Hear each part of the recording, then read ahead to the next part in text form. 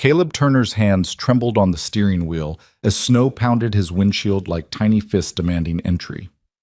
Inside that warm steakhouse, a woman waited, a stranger his daughter had begged him to meet. 4 Christmases had passed since he'd buried his wife, 4 years of pretending he wasn't drowning. Tonight was supposed to be different. Tonight, he was supposed to try again. But as he watched couples disappear through those glowing doors, all he felt was the crushing weight of being late, unwanted, and utterly foolish for believing he deserved a second chance at anything resembling happiness. Stay with me until the end of this story, hit that like button, and comment your city so I can see how far this tale travels. Now, let me tell you what happened when Caleb finally opened that truck door. The parking lot of Henderson's Steakhouse looked like a snow globe someone had shaken too hard. Fat flakes tumbled from a bruised December sky, coating everything in white silence. Through the frosted driver's side window, Caleb could see the restaurant's windows glowing amber and gold, filled with the shapes of people who seemed to belong in warm places. People who knew how to laugh without checking themselves. People who hadn't forgotten how. He wasn't one of them anymore. Caleb pressed his forehead against the steering wheel, his breath fogging the air inside the truck's cabin. The heat was on full blast, but he couldn't stop shaking. Not from cold, from the paralyzing certainty that this entire evening was a catastrophic mistake. "What am I doing?" he whispered to the empty space beside him. The passenger seat had been empty for 4 years now. Sometimes he still forgot and turned to say something to Sarah, only to find nothing but the ghost of her laughter. His phone buzzed. Another text from Ellie. "Did you go inside yet, Daddy? Did you meet her? Is she nice?" The string of question marks made his chest ache. His 8-year-old daughter had more hope in her pinky finger than he'd managed to scrape together in years. She'd found Rachel's profile on some community group. He still wasn't clear on the details, and had orchestrated this entire blind date with the determination of a general planning a military campaign.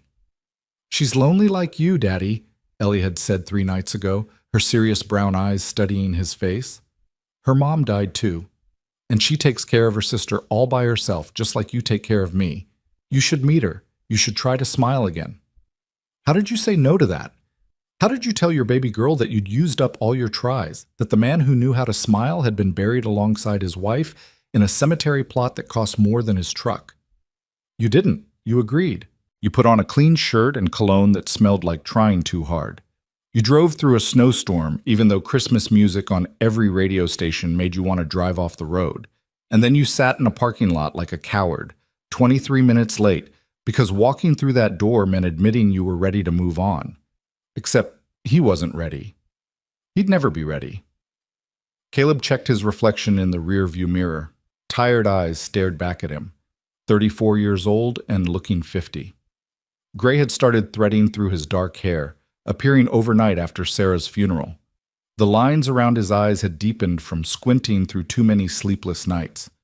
He looked exactly like what he was, a man going through the motions because someone he loved had asked him to. Another text from Ellie.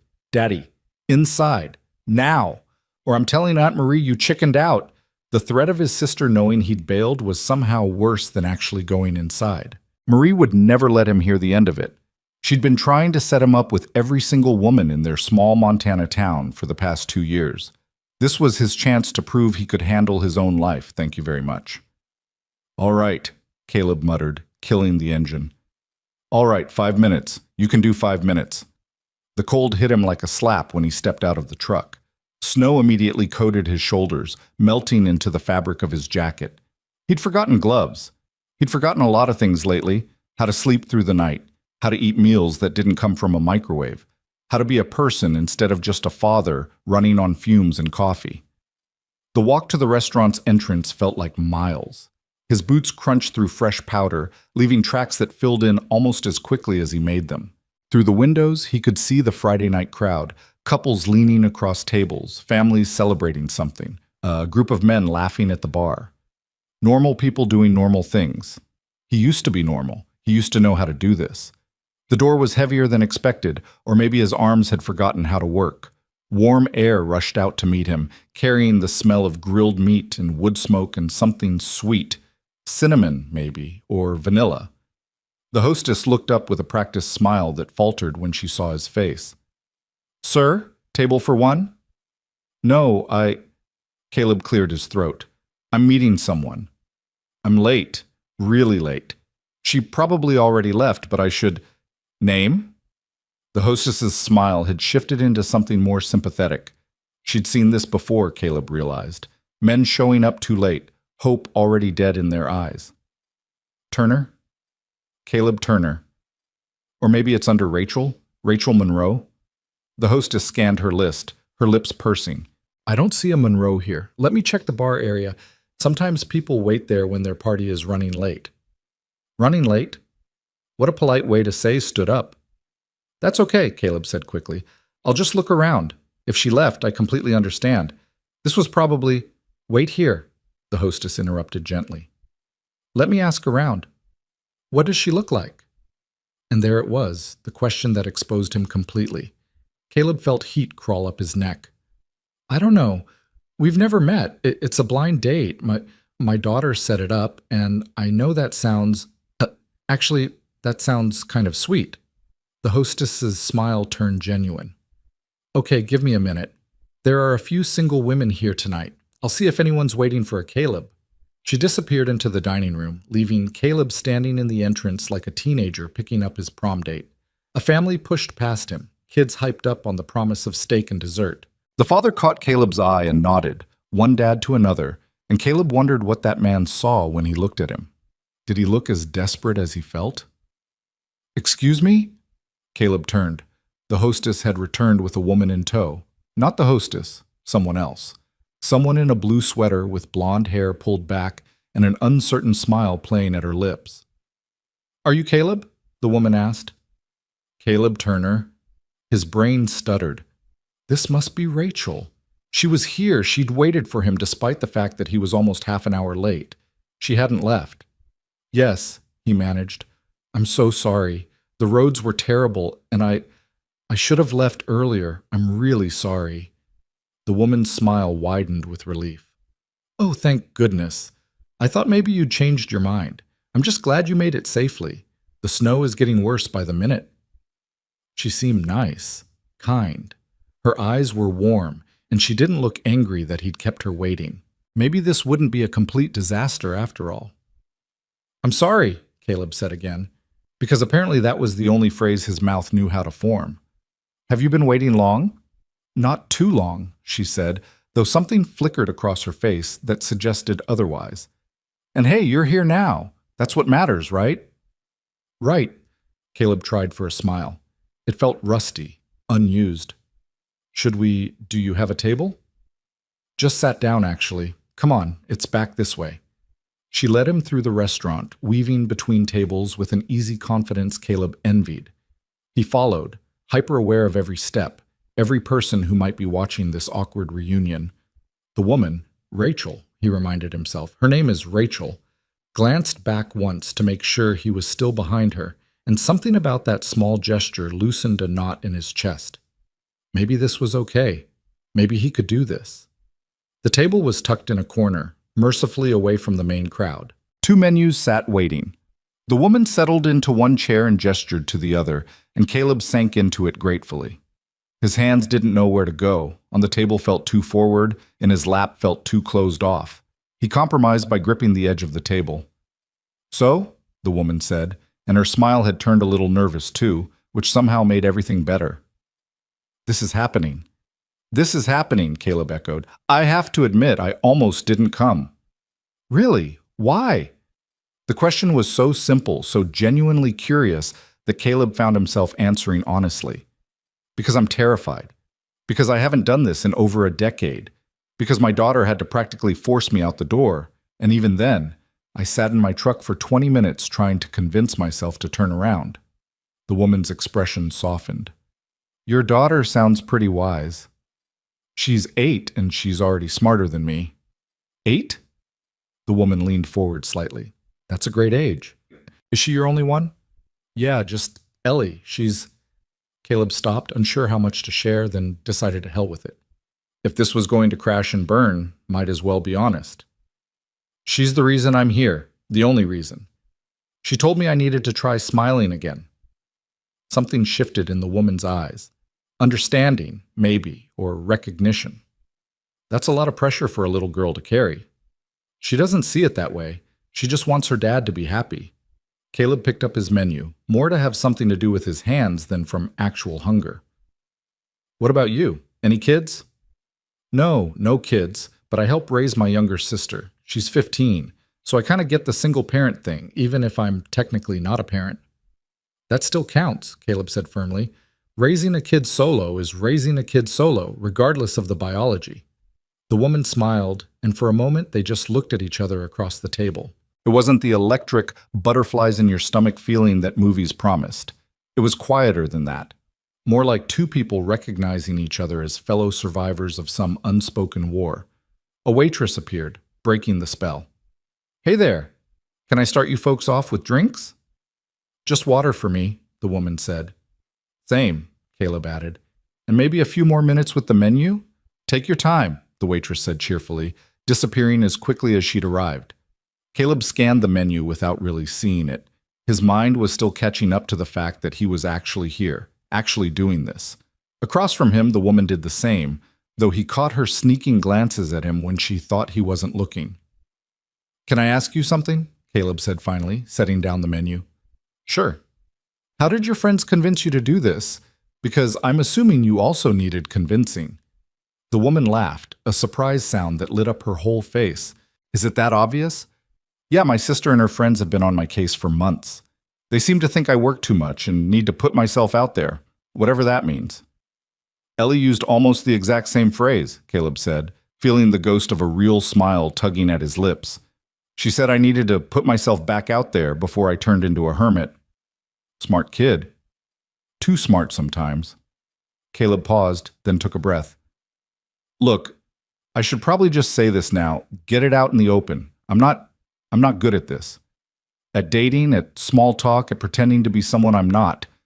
My wife died 4 years ago, and I haven't really figured out how to be a person again since then. So if I'm awkward or weird or... Stop, the woman said gently. She reached across the table, not quite touching his hand, but close enough that he could feel the warmth of her palm. You don't have to apologize for grieving, and you definitely don't have to pretend to be anything other than who you are. The knot in Caleb's chest loosened another inch. Thank you. Thank you. Besides, she continued, withdrawing her hand with a small smile, I'm probably just as awkward as you are. I spent 20 minutes in my car practicing conversation starters and still managed to forget all of them the second you walked in. You practiced conversation starters? Don't judge me. I'm not judging. I'm relieved I'm not the only one who has no idea what I'm doing. They shared another smile, and this time it lasted longer. The waitress returned with their waters, and they ordered food. Caleb got a steak he probably wouldn't taste. The woman got salmon she'd probably push around her plate. But it didn't matter. What mattered was that they were both here, both trying, both willing to be awkward and honest and human with each other. The conversation found its rhythm slowly, like a song neither of them knew they were playing. The woman told him about her sister, about the challenges of suddenly becoming a guardian when you're barely an adult yourself. Caleb talked about Ellie, about fourth-grade science projects and school plays and the terror of raising a daughter in a world that seemed designed to crush gentle things. She wants to be a veterinarian, Caleb said, because she thinks she can save every animal she meets. Last month she brought home a bird with a broken wing and cried for 3 days when it didn't make it. Did you cry with her? The question caught him off guard. Yeah, he admitted. Yeah, I did. Good, the woman said firmly. She needs to know it's okay to feel things, even when they hurt. That's what her mom used to say. The words were out before Caleb could stop them, and he tensed, waiting for the awkwardness that always followed mentions of Sarah. But the woman just nodded, her expression understanding rather than uncomfortable. She sounds like she was a good mom. The best. Caleb took a sip of water, buying himself a moment to push down the emotion threatening to rise. Sorry, I know talking about your late wife probably isn't great first date material. Who made up that rule? The woman challenged. Your wife was a huge part of your life. She helped make you who you are. Of course you're going to talk about her. Most people don't see it that way. Most people are idiots. Caleb laughed, actually laughed, the sound rusty but real. You might have a point there. Their food arrived, and they ate with the easy silence of people who'd stopped performing for each other. The steak was good, perfectly cooked, but Caleb barely tasted it. He was too focused on the fact that he was actually enjoying himself, that the dread he'd carried into the restaurant had transformed into something that almost resembled hope. "So what do you do?" the woman asked, spearing a piece of salmon. "For work. I'm a carpenter, mostly custom furniture, some renovation work. It's not glamorous, but it pays the bills and lets me set my own hours so I can be there for Ellie." "That sounds perfect, actually. Do you enjoy it?" Caleb considered the question. "I do. There's something satisfying about building things, about taking raw materials and turning them into something useful. Sarah used to say I was happiest when I had sawdust in my hair." There was a pause, brief but noticeable. The woman's smile flickered just for a second, and Caleb felt his stomach drop. Had he said something wrong? Was he talking about Sarah too much? "What about you?" he asked quickly, trying to recover. "What do you do?" "I'm a nurse," she said, and her smile was back in place. "ER mostly, which is chaos 90% of the time, but I love it. There's never a dull moment." "That must be incredibly stressful." "It can be. But it's also rewarding, being able to help people on what's often the worst day of their life." She paused, something shadowing her expression. "I was working the night my mom died. Different hospital, different state, but still. I sometimes wonder if I'm trying to save everyone else because I couldn't save her." The honesty of it hit Caleb square in the chest. "I get that," he said quietly. "I build things because I can't fix the one thing that actually broke." They looked at each other across the table, two people carrying invisible weights that no one else could see. The restaurant noise faded into background static, the clinking of silverware, the murmur of other conversations, the soft Christmas music playing overhead. None of it mattered. In this moment, there were just the two of them, recognizing each other in a way that had nothing to do with attraction and everything to do with survival. "This is the weirdest first date I've ever been on," the woman said finally, "and somehow also the best." Caleb felt warmth spread through his chest. "Yeah? I'm not completely bombing it? Not even a little bit." They lingered over dinner longer than necessary, ordering coffee they didn't need because neither of them wanted the evening to end. The woman told him about her sister's college plans, about the pressure of making sure she had every opportunity their mother would have wanted for her. Caleb shared his fears about raising a daughter alone, about all the questions he couldn't answer and the conversations he was dreading. "She asked me about boys last week," Caleb said, running a hand through his hair. "Boys? She's 8. I'm not ready for boys." The woman laughed. "Oh, you're definitely not ready. My sister is 15 and dating someone, and I still want to interrogate every kid who looks at her twice." "How do you handle it?" "Badly," she admitted with a grin. "I try to be cool and supportive, and then I end up giving lectures about self-respect and red flags. Nina thinks I'm ridiculous." "Nina? That's your sister?" "Yeah, Nina Monroe. She's brilliant and stubborn and absolutely exhausting." The woman's voice was full of affection. "Kind of like your Ellie sounds." They'd probably either be best friends or mortal enemies. "Is there a difference with teenage girls?" Caleb laughed again, and it felt good, natural, like maybe he was remembering how to be human after all. The waitress dropped off the check, and Caleb grabbed it before the woman could protest. "I was late," he said. "It's the least I can do." "All right, but I'm getting it next time." Next time. The words hung in the air between them, full of possibility and promise. Caleb met her eyes and found her watching him with an expression he couldn't quite read, hope mixed with something else, something uncertain. "I'd like that," Caleb said softly. "A next time." "Yeah?" "Yeah." They stood, gathering coats and gloves, moving in the synchronized awkwardness of people trying to figure out how a date was supposed to end. Outside, the snow had intensified, painting the world in white. Through the windows, Caleb could see his truck already buried under several inches of powder. "Looks like I'm going to need to dig out," he said. "Do you have a scraper?" "Somewhere in the truck, probably buried under Ellie's soccer gear and about 17 coffee cups." The woman smiled, then hesitated. They stood in the restaurant's entrance, the space between them charged with the question of what came next. A hug? A handshake? Nothing at all? Before Caleb could decide, the door burst open with such force that they both jumped back. A figure stumbled inside, bringing a gust of snow and freezing air with them. The figure straightened, breathing hard, and Caleb found himself looking at a woman he'd never seen before. She was shorter than the woman he'd been having dinner with dark hair plastered to her head and mascara running in black streaks down her cheeks. Her coat was soaked through, her jeans dark with melted snow. She was shaking, whether from cold or emotion, Caleb couldn't tell. "I'm so sorry," the newcomer gasped, her breath coming in ragged pulls. "I'm so sorry I'm late.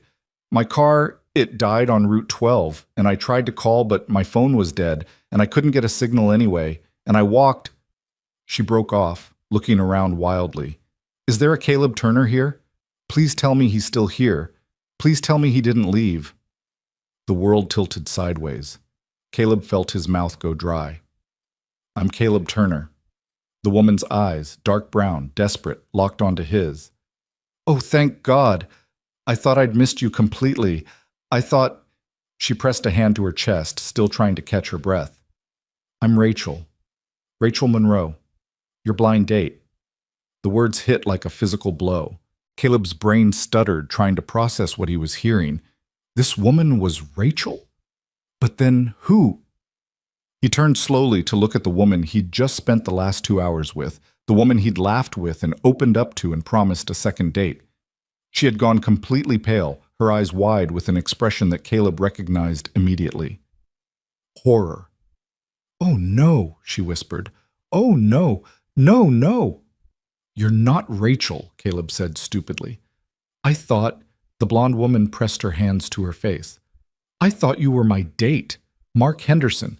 I was supposed to meet a Mark Henderson, and when the hostess brought you over and you said you were late and you were so apologetic, I just assumed, I'm not Mark Henderson.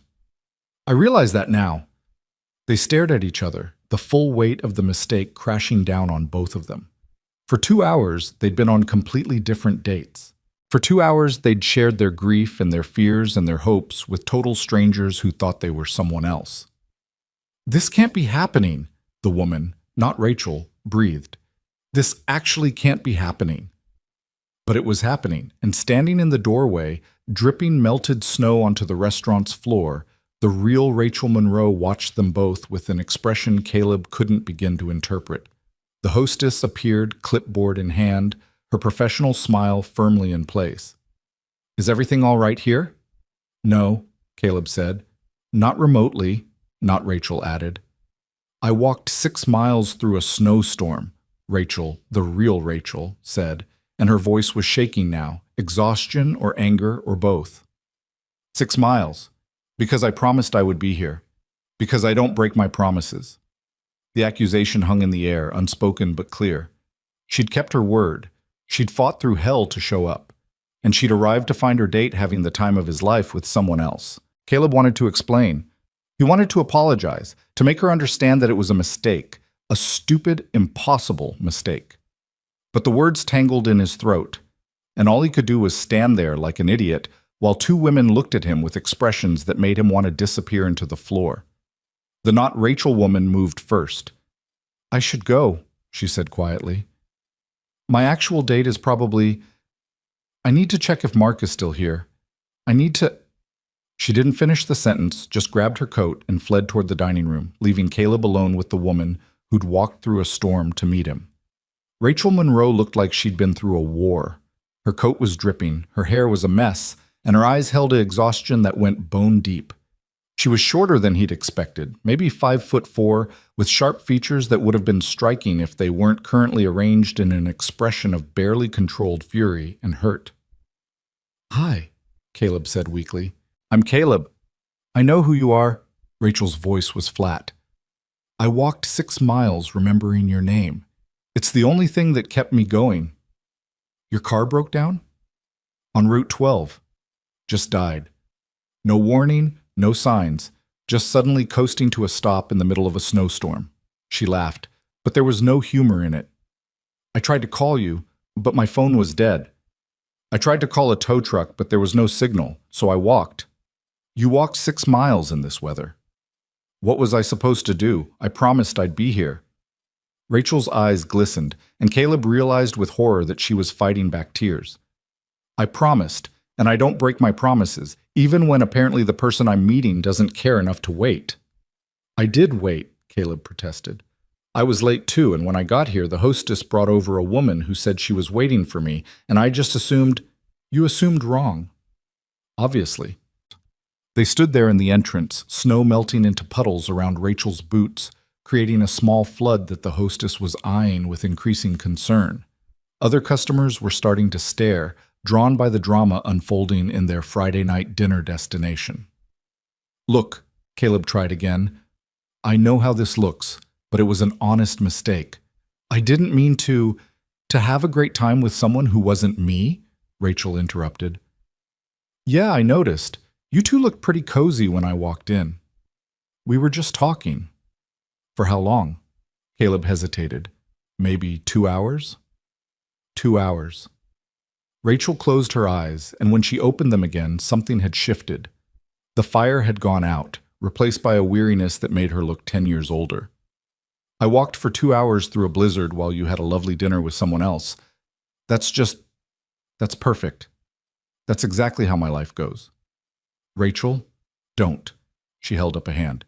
Just don't. I'm wet, I'm freezing, I'm exhausted, and I apparently just humiliated myself for nothing.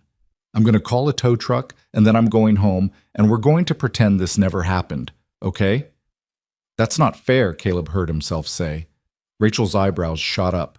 What's not fair? You're angry, and I get that. I would be too. But you can't just— He stopped, frustration building in his chest. You don't know what tonight has been for me. You don't know how hard it was for me to even show up. And you think it was easy for me? Rachel's voice rose, drawing more stares. You think I wanted to spend my Friday night getting set up on a blind date by my teenage sister? You think I wanted to drive through a storm and have my car die and walk until my feet went numb because I was raised to keep my word? Then why are you giving up so fast? The question seemed to surprise her. Rachel blinked, some of the anger draining from her face. What? You walked 6 miles through a blizzard, Caleb said, because you promised you'd be here. That's incredible. That's the most determined thing I've heard in years. But now you're just going to leave after all that? What exactly do you want me to do, Caleb? He didn't have an answer. Or rather, he had too many answers, all of them tangled up with the confusing emotions of the past 2 hours. The comfort he'd found with the wrong woman, the connection that had felt real even though it was based on a lie. The sudden fierce desire not to let this disaster end before it even began. Have dinner with me, he said finally. Rachel stared at him like he'd grown a second head. You want me to have dinner with you? Now? After you just spent 2 hours with someone else? Yes. Are you insane? Probably, Caleb admitted. But you're here. I'm here. And unless I'm completely misreading the situation, we're both here because people we love pushed us into taking a chance we weren't ready for. So maybe we should actually take it. Rachel looked at him for a long moment, her expression unreadable. Snow continued to melt off her coat, creating a growing puddle that was definitely going to get them kicked out soon. The hostess was hovering nearby, clearly trying to figure out how to handle the situation without causing a scene. I'm soaking wet, Rachel said finally. I noticed. I probably look like a drowned rat. A very determined drowned rat. That's not the compliment you think it is. Despite everything, Caleb felt a smile tug at his lips. Come on, sit down, warm up, have some coffee at least. You walked 6 miles to get here. You deserve more than just turning around and walking back. Rachel's expression wavered. He could see her weighing the options, pride battling against exhaustion, and maybe, just maybe, curiosity. Fine, she said at last, but I'm ordering the most expensive thing on the menu. Deal. The hostess, sensing resolution, swooped in with relief. Let me get you a table, she said to Rachel, professionally ignoring the small lake forming around her boots. And maybe some towels? Towels would be great, Rachel said dryly. As the hostess led them toward a table, a different table, Caleb noted, far away from where he'd sat with not Rachel, he caught sight of the blonde woman across the dining room. She was sitting with a man who must be Mark Henderson, both of them leaning close in animated conversation. As if feeling his gaze, she looked up, and their eyes met across the crowded restaurant. She mouthed something that might have been "good luck," or "I'm sorry," or possibly "what is my life?" Caleb nodded in acknowledgement, feeling the surreal absurdity of the entire situation settle over him like a blanket. Then he turned his attention to the woman now sliding into the booth across from him, the real Rachel Monroe, who'd walked through hell because she'd made a promise, and who was now studying him with eyes that held equal parts skepticism and something that might eventually turn into forgiveness. "So," Rachel said, accepting a towel from a passing waitress and beginning to dry her hair, "this is officially the worst first date of my entire life." "Yeah," Caleb agreed. "Mine too. And yet here we are." "Here we are." Rachel paused in her toweling, her dark eyes fixed on his face. "Why did you ask me to stay?" It was a good question, an important question. Caleb thought about the answer, really thought about it, because this woman deserved honesty if nothing else. "Because," he said slowly, "in the past 2 hours, I talked to someone about things I haven't talked about in years." I laughed. I felt like maybe I could be a person again instead of just a dad running on empty. "And then you walked in, and I realized it was all based on a mistake. But the feelings weren't a mistake. The hope wasn't a mistake." He met her eyes. "And you walked 6 miles through a snowstorm. That says something about who you are. I want to know what else you have to say." Rachel was quiet for a moment. Then, slowly, she reached across the table, not to take his hand, but to steal his water glass. She took a long drink, then set it down with a decisive click. "All right, Caleb Turner," she said. "Let's start over. Hi, I'm Rachel Monroe. I'm late because I'm an idiot who didn't check her car before driving into a blizzard. I'm a nurse who works too much. I'm raising my teenage sister alone, and I haven't been on a date since before my mom died 2 years ago. I'm terrified, exhausted, and I have no idea what I'm doing." Caleb felt something in his chest crack open. Not breaking, but opening. Like a door he'd kept locked was finally, tentatively swinging ajar. "Hi, Rachel," he said. "I'm Caleb Turner. I'm a widowed single dad who sat in his truck for 20 minutes before coming inside because I was convinced this would be a disaster. I build furniture for a living, I haven't slept through the night in 4 years, and my 8-year-old daughter is the only reason I'm here. I'm terrified, awkward, and I also have no idea what I'm doing." Rachel's lips twitched. "We're a mess, a complete mess," Caleb agreed. "This is never going to work." "Probably not. We should just call it a night and go home." "Absolutely." Neither of them moved. The waitress appeared slightly wary after the earlier drama. "Can I get you folks started with drinks?" Rachel looked at Caleb. Caleb looked at Rachel. Something passed between them. An understanding, maybe, or a challenge. A mutual acknowledgement that they were both here, both broken, both willing to see what happened next, even though logic said they should run. "Coffee," Rachel said. "The biggest cup you have." "Same," Caleb added. "And maybe some soup? You must be freezing." "I'm fine." "You're shivering." "Mind your own business." But she was smiling now, just a little, and Caleb felt an answering smile tug at his own lips. The waitress scribbled their order and disappeared, leaving them alone in a booth still damp with melted snow and the weight of everything that had just happened. "So," Rachel said, wrapping her hands around the warmth of the coffee cup the waitress quickly delivered. "Your daughter set this up?" "Ellie. She's 8 and terrifyingly competent. What about you? Who orchestrated this disaster from your end?" "My sister Nina and her entire group of scheming friends. They found your daughter's post on some community group and decided we were perfect for each other." Rachel's expression turned rueful. "They're probably going to be insufferable when they find out we actually met. Ellie's going to lose her mind. She's been texting me every 5 minutes asking how it's going." "What are you going to tell her?" Caleb considered the question. "The truth, I guess. That it was complicated and weird and nothing like what she probably imagined, but that I'm glad I came." "Are you?" Rachel asked quietly. "Glad you came?" He looked at her, really looked at her. She was still damp, still visibly exhausted, still carrying the weight of whatever had driven her to walk 6 miles through a snowstorm. But there was something in her eyes that recognized something in his, a shared understanding of what it meant to keep showing up even when everything in you wanted to quit. "Yeah," Caleb said. "Yeah, I am." Rachel held his gaze for a moment, then nodded slowly. "Okay then." "Okay." And as the snow continued to fall outside, two strangers who'd never actually met began the messy, complicated work of getting to know each other. For real this time. No more mistakes, no more wrong tables or confused identities. Just two people trying to remember how to be human. One honest conversation at a time. It wasn't the perfect first date.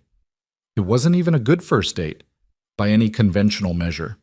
But as Caleb listened to Rachel tell him about the car that betrayed her, and the shoes that were definitely ruined, and the moment she almost turned back but didn't, as he watched her smile grow, and her shoulders relax and the guardedness in her eyes slowly soften, he thought that maybe perfect was overrated anyway.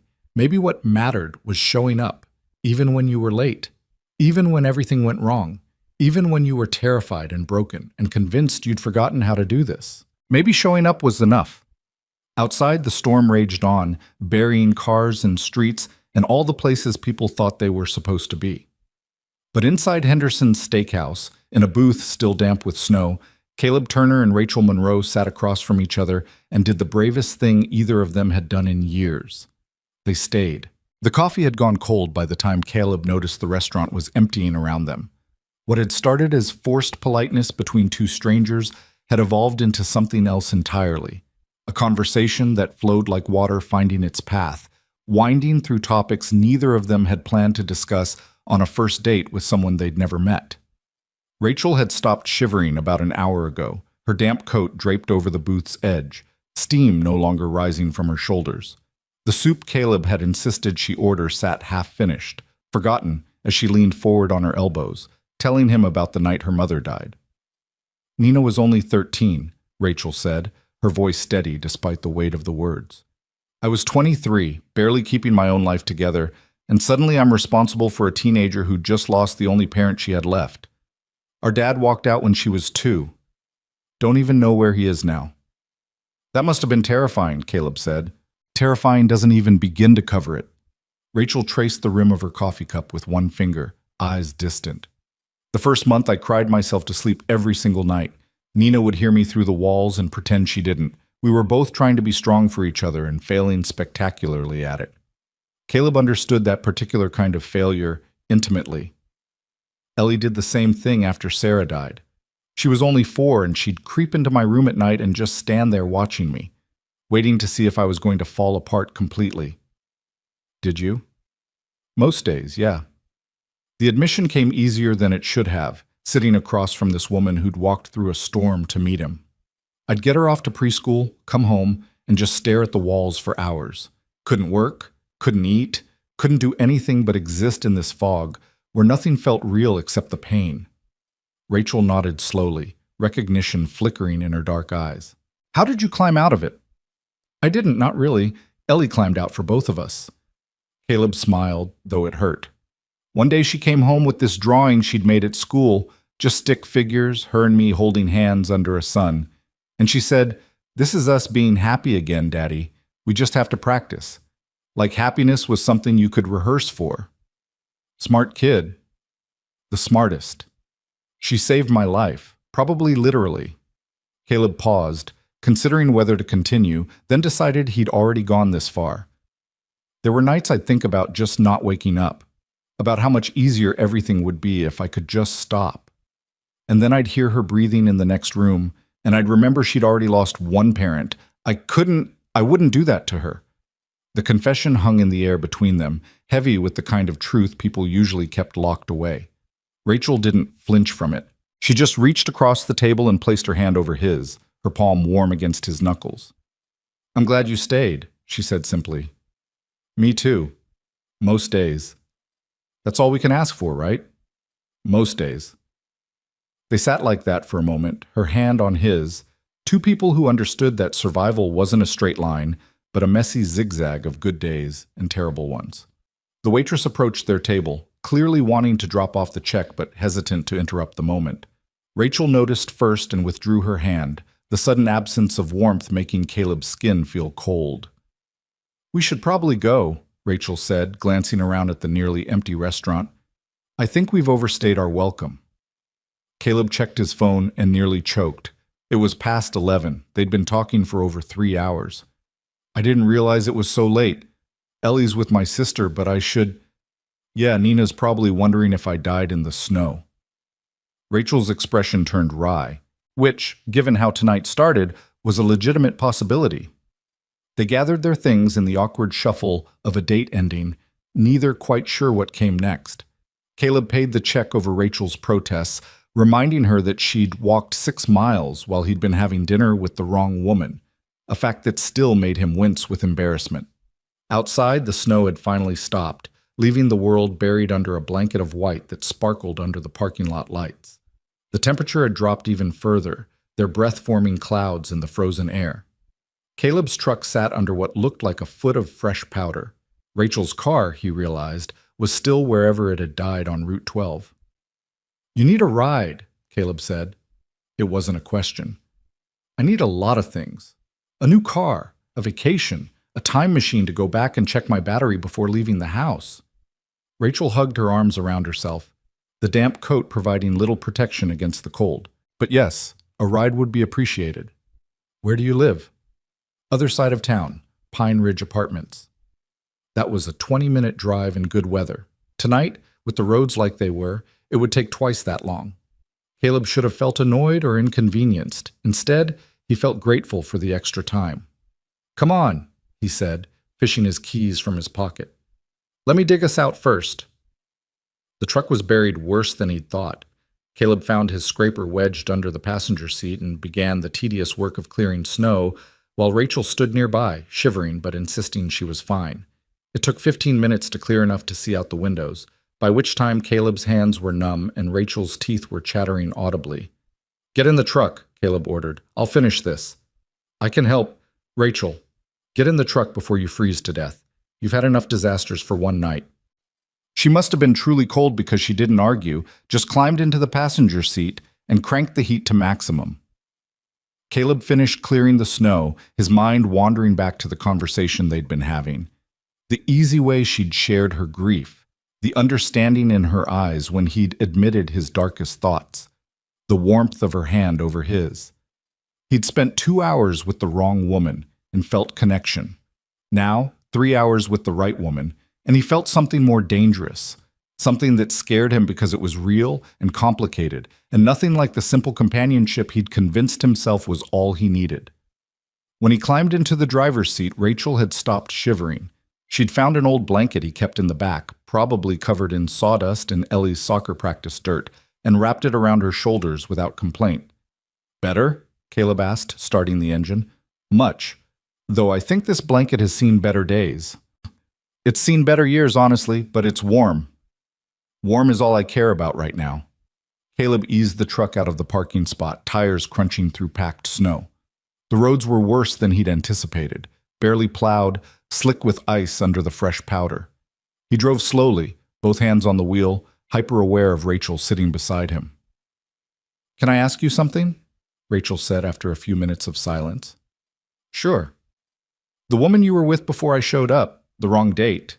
She paused, choosing her words carefully. "Did you like her?" The question caught Caleb off guard. He considered lying, then remembered the promise they'd made to each other to be honest, even when it hurt. "Yeah," he admitted. "I did. She was kind, and we talked about real things, and for the first time in years, I felt like maybe I wasn't completely broken." "That must have made it worse when you realized the mistake." "It did. Because for those 2 hours, I let myself believe something good was happening. And then you walked in and I realized it was all wrong. And I felt like the universe was punishing me for daring to hope." Caleb glanced at her, then back at the road. "But then we started talking, and I realized the universe wasn't punishing me. It was just really bad at matchmaking." Rachel laughed, the sound filling the truck's cabin. "That's one way to put it. Though in the universe's defense, we did end up meeting, just with some extra steps and severe frostbite." "How are your feet, by the way? You walk 6 miles in, what, those boots?" Rachel looked down at her feet with a grimace. These boots were cute, not practical. Pretty sure I have blisters on my blisters, but they'll heal. You should soak them in warm water when you get home, and maybe invest in winter boots that can actually handle Montana snow. Is that your professional carpenter opinion? That's my common sense opinion. Well, when you put it that way.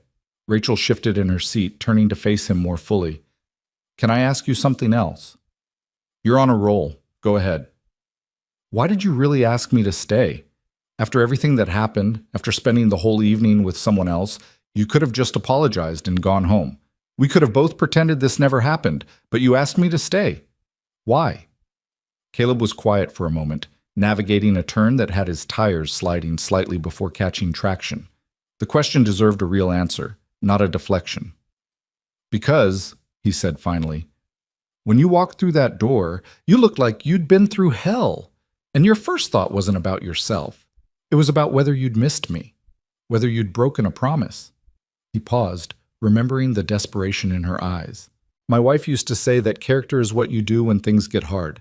When your car breaks down and your phone dies and you have every excuse to quit. You kept your word anyway. That's the kind of person I want in my life.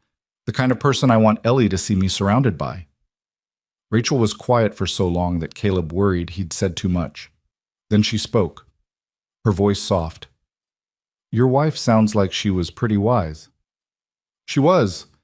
About most things, anyway.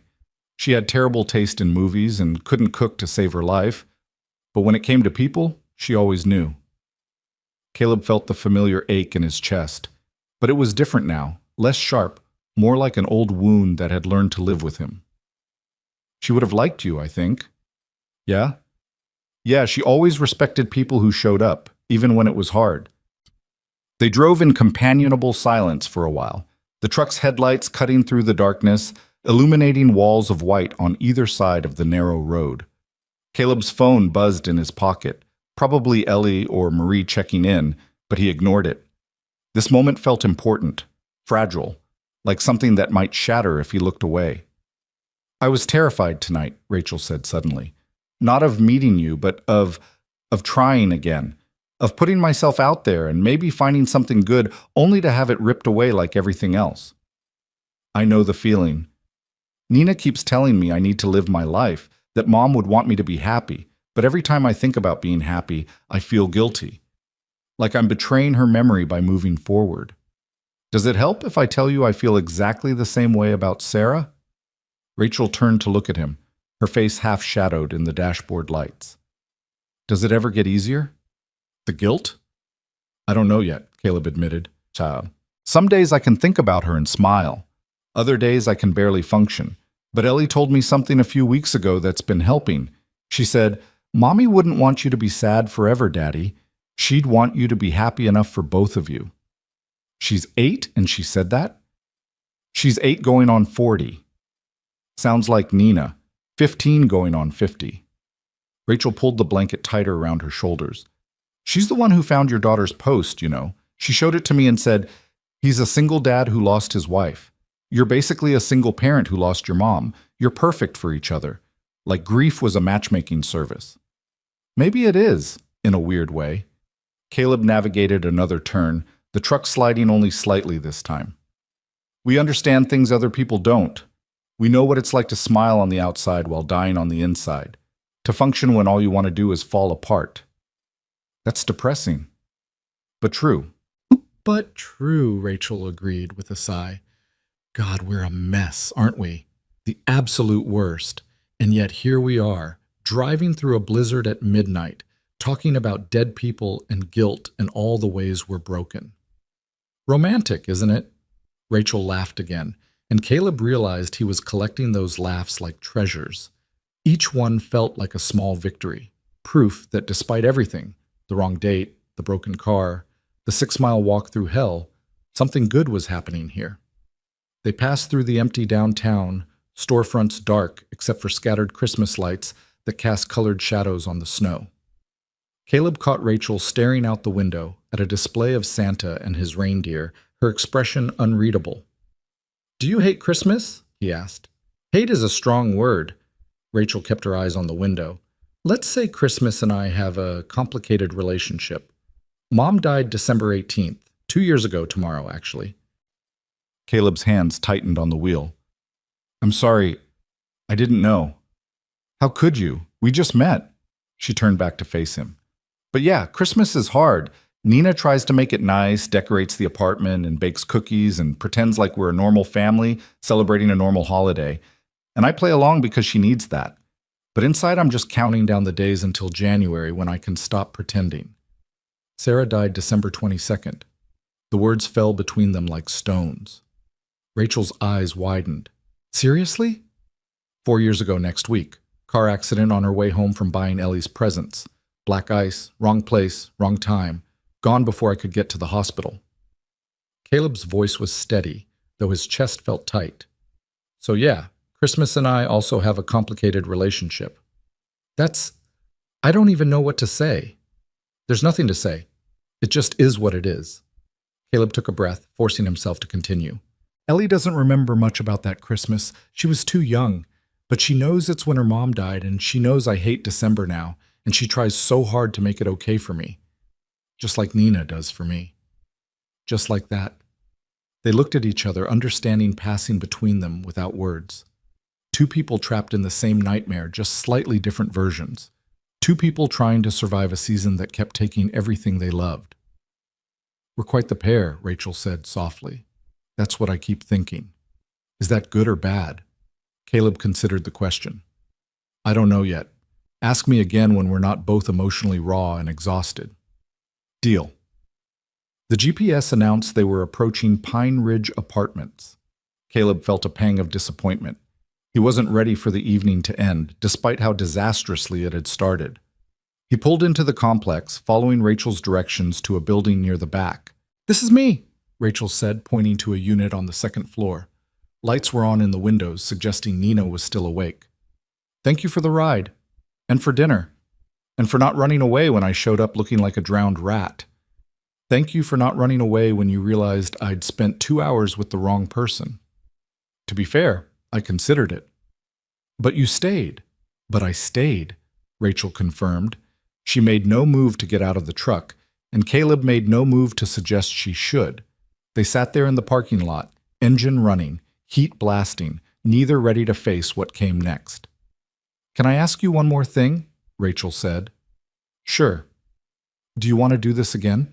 On purpose this time, with actual planning and working cars and no mistaken identities? Caleb felt something warm unfurl in his chest. Yeah, I'd like that. Even though we're both disasters? Especially because we're both disasters. At least we understand each other. Rachel smiled, and it transformed her face, made her look younger, lighter, like maybe the weight she carried wasn't quite so heavy. Okay then. How about tomorrow? Tomorrow? Too soon? No, it's... Caleb stopped, reality crashing back. Actually, tomorrow is Ellie's Christmas pageant. She's been practicing for weeks. I can't miss it. Of course not. That's important. But you could come if you wanted. The words were out before Caleb could think them through. I mean, it's just an elementary school thing, probably terrible, but Ellie would love to meet you. And it might be nice to have someone there who understands why I'm going to be a wreck the whole time. Rachel's eyes widened. You want me to meet your daughter on our second date? Technically, it would still be our first date, since tonight was such a disaster. Caleb. Rachel. That's a lot. Meeting your kid, that's serious. I know. And he did know. He knew it was too fast, too much, too soon. But sitting there in his truck with this woman who'd walked through a storm because she kept her promises, Caleb couldn't bring himself to care about the rules of normal dating. But nothing about tonight has been normal. And if we're going to try this, I want to be honest from the start. Ellie's my life. She comes first, always. If you can't handle that, better to know now. Rachel was quiet, her fingers playing with the edge of the borrowed blanket. Caleb held his breath, waiting for her to make an excuse, to say it was too much too fast, to disappear like everyone else who'd tried to get close, and realize that dating a widowed father meant competing with a ghost and an 8-year-old girl who'd already lost one mother. What time? Rachel asked finally. What? The pageant. What time? 7. At Henderson Elementary. It's the same building as the steakhouse. I know where it is. Rachel's smile was back, tentative but real. I'll be there, and I'll bring Nina if that's okay. She's been dying to meet the girl who set all this up anyway. Ellie's gonna lose her mind. Good. She deserves to see that her matchmaking actually worked. Caleb felt something he hadn't felt in 4 years. Anticipation. Not dread of what was coming, but actual excitement about tomorrow, about seeing Rachel again, about introducing her to Ellie, about the possibility that maybe, just maybe, this disaster of a night was the beginning of something good. I should go, Rachel said, though she still didn't move. Nina's probably watching from the window, taking notes for her next interrogation. My sister does the same thing. Must be a guardian thing. Probably. Rachel finally reached for the door handle, then paused. Caleb? Yeah? I'm glad I walked through that storm, even though my feet are killing me and I probably look like I lost a fight with a snowbank. I'm glad I kept going. Me too. She opened the door, letting in a blast of cold air, and climbed out of the truck. Before closing the door, she leaned back in, her eyes bright in the dome light. See you tomorrow? Tomorrow, Caleb confirmed. Rachel shut the door and hurried toward her building, the borrowed blanket still wrapped around her shoulders. Caleb watched until she reached her door, saw her wave once before disappearing inside. Only then did he put the truck in reverse, his heart beating faster than it should. The drive to his sister's house to pick up Ellie passed in a blur. Caleb's mind was racing, replaying the entire evening, the wrong woman, the right woman, the confessions, and the laughter, and the way Rachel's hand had felt over his. The sheer insanity of inviting her to Ellie's pageant tomorrow, to the event that had been eating at him for weeks because it fell on the anniversary of Sarah's death. But somehow, knowing Rachel would be there made it feel bearable. She understood. She got it. She wouldn't expect him to be fine or whole or anything other than what he was, a grieving father trying his best to show up for his kid even when every cell in his body wanted to curl up and hide. Marie's house was still lit up when Caleb pulled into the driveway. His sister met him at the door before he could knock, her expression caught between curiosity and concern. How did it go? Marie asked, pulling him inside. You've been gone for hours. I was starting to worry. It was... Caleb stopped, trying to find words that could possibly capture the chaos. Complicated. Complicated good or complicated bad? Both? Neither? I honestly don't know yet.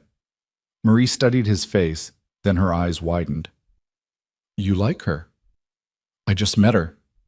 You like her, Marie repeated, grinning now.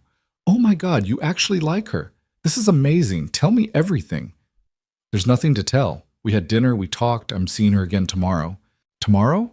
Caleb, that's... Wait, tomorrow is Ellie's pageant. I know. And you invited your date to Ellie's pageant? On the anniversary of... Marie stopped herself, but the words hung in the air anyway. On the anniversary of Sarah's death. I know what tomorrow is, Caleb said quietly. Trust me, I know. But Rachel, she gets it. Her mom died around Christmas too. She understands why tomorrow is going to be hard, and somehow that makes it easier. Marie's expression softened. Okay, if you think she's worth it. I don't know if she's worth it. I barely know her, but I want to find out. Then that's enough. Marie pulled him into a hug, quick and fierce. I'm proud of you, little brother, for trying. Don't get too excited. I'll probably screw it up. Probably, but at least you're trying. Ellie appeared at the top of the stairs, already in her pajamas, but wide awake. Daddy! How was your date? Did you like her? Is she nice? Are you going to marry her? Caleb couldn't help but laugh. Slow down, Bug. It was one date. But did you like her? Ellie bounced down the stairs, her eyes bright with hope that made Caleb's chest ache. Yeah, he admitted. I liked her. Ellie threw her arms around his waist, squeezing tight. I knew it. I knew you would. Nina said her sister was perfect for you, and she was right. Speaking of Nina, Caleb said, extracting himself from Ellie's grip, how would you feel about them coming to your pageant tomorrow? Ellie's shriek of joy was probably heard 3 houses down. Marie laughed, covering her ears. while Caleb just held his daughter and tried not to think about how tomorrow would mark 4 years since Sarah had held her last. "Can we go now?" Ellie asked, already halfway to the door. "I need to get home and practice my lines again." "It's almost midnight, Bug." "So? I'm not tired." But she was asleep before they made it halfway home, curled up in the back seat with her pageant angel costume clutched in her arms. Caleb carried her inside, tucked her into bed, and stood in her doorway for a long moment, watching her breathe. "I think I met someone, baby girl," he whispered. "Someone who might understand us. Is that okay?" Ellie didn't answer, lost in whatever dreams 8-year-olds had. But Caleb could have sworn he felt something, a warmth, a presence, a sense of approval from somewhere beyond the walls of their small house. Sarah would have wanted this for him. She would have wanted him to try. In his pocket, his phone buzzed. A text from an unknown number. "Made it inside without falling on my face. Feet survived, dignity did not. Thanks again for tonight, for all of it. See you tomorrow." Rachel Caleb stared at the message, then saved her number before typing a reply. "Glad you survived. Get some rest. Tomorrow's going to be chaos." Her response came almost immediately. "Can't wait. Good night, Caleb." "Good night, Rachel." He stood there in Ellie's doorway, phone in hand, and let himself feel something he'd thought was gone forever. Not happiness, not yet. That felt too big, too dangerous. But possibility. The tentative, terrifying possibility that maybe life wasn't over after all. That maybe showing up meant more than just surviving. That maybe, just maybe, walking through storms was worth it when you found someone waiting on the other side. Outside, the snow had started again, soft flakes drifting past the window. Tomorrow would bring the pageant and the anniversary and all the grief that came with both. But it would also bring Rachel. Rachel who kept her promises. Rachel who understood loss. Rachel who'd looked at his broken pieces and hadn't run away. That had to count for something. It had to be enough to keep trying. And for the first time in 4 years, Caleb thought maybe it was. The morning of December 22nd arrived with the kind of cruel brightness that made grief feel even heavier. Sunlight streamed through Caleb's bedroom window, illuminating dust motes that danced in the air like they had no idea what day this was. 4 years ago, Sarah had been alive when this light touched the world. By nightfall, she'd been gone. Caleb lay in bed, staring at the ceiling, unable to move. His alarm had gone off 20 minutes ago. Ellie would be awake soon, bouncing with excitement about the pageant, and he'd have to pretend his insides weren't being torn apart. He'd have to smile and make breakfast and help her with her costume and act like this was just another day instead of the anniversary of the moment his entire world had shattered. His phone buzzed on the nightstand. A text from Rachel. "Still okay if we come tonight? Nina's asking what to wear, and I realized I never confirmed." Caleb picked up the phone, his thumb hovering over the keyboard. This was his out. He could cancel, tell Rachel he wasn't feeling well, retreat into the safety of grief that didn't require him to perform for anyone. She'd understand. She, of all people, would understand. Instead, he typed, "Still okay.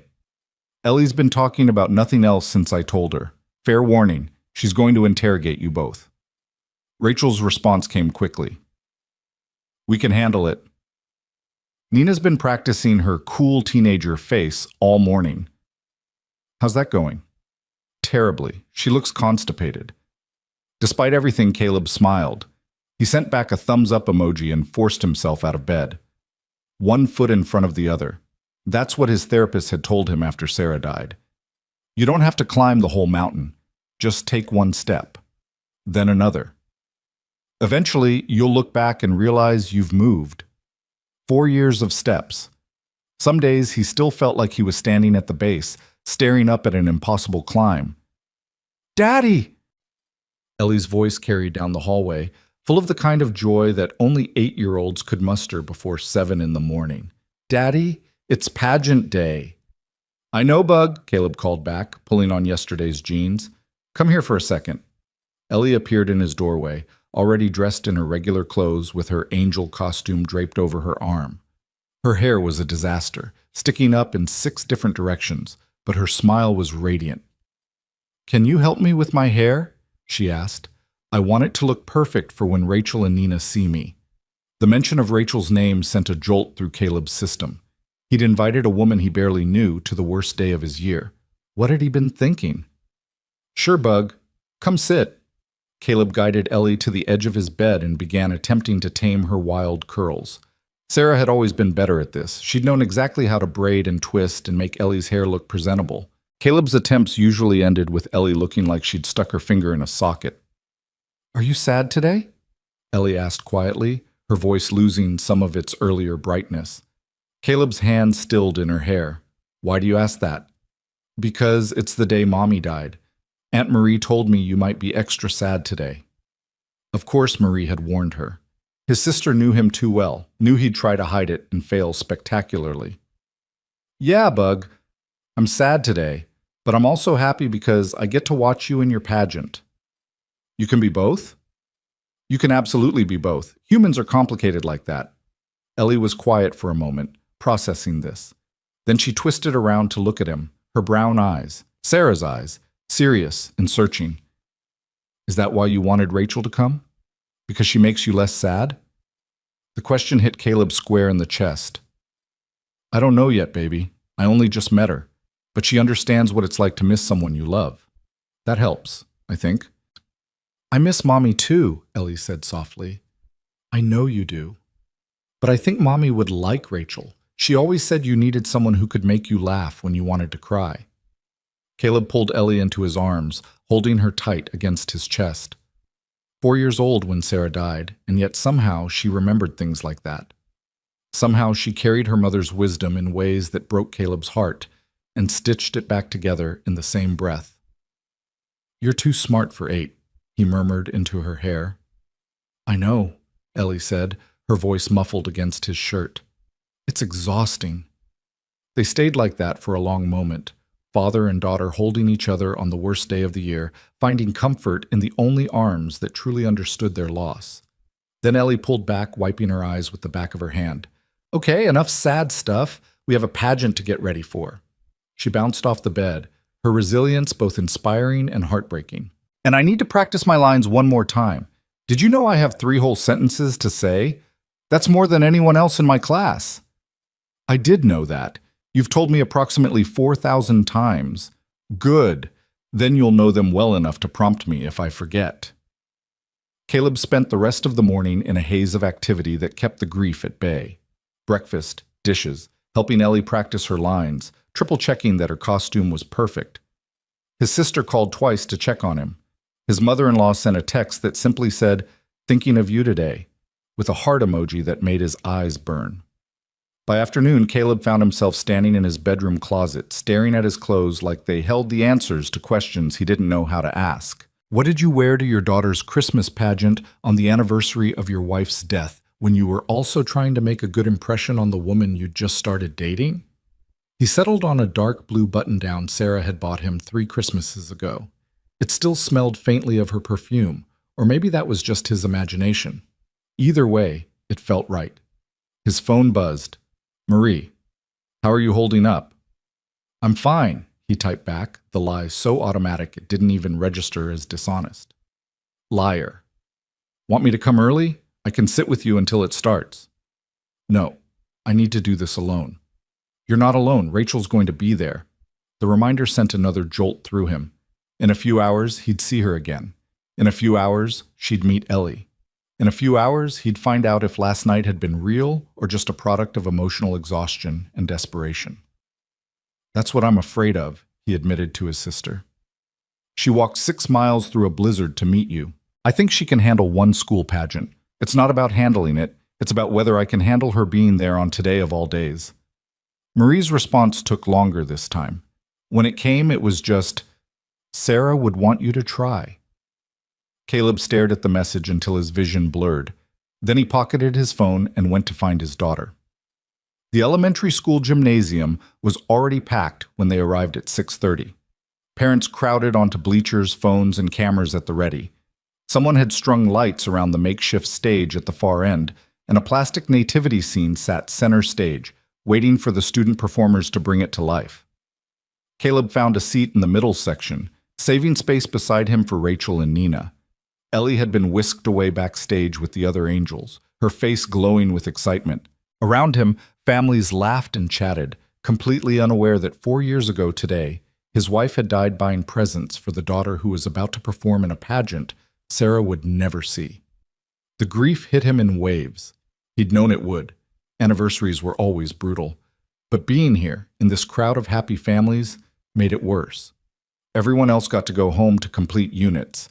Caleb would go home to an empty house and a daughter who tried too hard to fill the silence. "Excuse me, is this seat taken?" Caleb looked up to find Rachel standing in front of him, and the grief receded just enough for him to breathe. She'd dressed simply, jeans and a green sweater that brought out flecks of color in her dark eyes.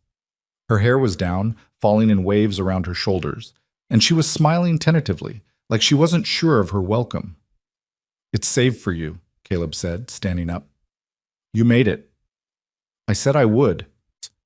Rachel gestured to the teenage girl beside her, tall, dark-haired, with the kind of studied indifference only 15-year-olds could pull off. "This is my sister Nina. Nina, this is Caleb." "Hey," Nina said, giving him a once-over that was probably supposed to be subtle, but wasn't. "So you're the guy my sister walked 6 miles for." "Nina," Rachel's cheeks flushed. "What? I'm just stating facts." Caleb found himself smiling despite the heaviness in his chest. "Nice to meet you, Nina. Thanks for coming." "Thanks for inviting us. Ellie's been texting me all day. She's really excited." Nina pulled out her phone, showing him a string of messages filled with exclamation points and emojis. "She wants to know if we can all get ice cream after." "It's December 22nd. Who gets ice cream in December?" "People who are 8 and don't care about frostbite," Rachel said, settling into the seat beside Caleb. Their shoulders brushed, sending warmth through his arm. "How are you doing? Today must be hard." The question was quiet enough that only Caleb could hear. He appreciated that, the acknowledgement without making a scene, the understanding that he might be falling apart under his calm exterior. "I'm managing," he said honestly.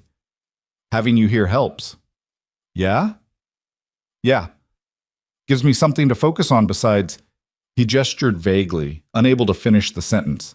Rachel's hand found his under the pretense of adjusting her coat, her fingers curling around his palm for just a second before withdrawing.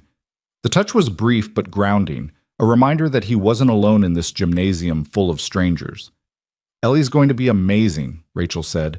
"She told me she has 3 whole lines." "She told everyone she has 3 whole lines. The mailman knows, the grocery store clerk knows. I'm pretty sure she told my barber last week." "As she should. 3 lines is a big deal." Nina leaned across Rachel. "Is she the one in the back row? Dark curly hair? Looks like she's about to vibrate out of her skin?" Caleb followed her gaze to where the angels were filing onto stage. Sure enough, Ellie was in the back row, practically bouncing on her toes, her wings askew and her halo tilted at an angle that suggested it would fall off at any moment. "That's her," Caleb said, his throat tight. "She looks exactly like you," Rachel observed. "She looks like her mother." The words came out heavier than Caleb intended.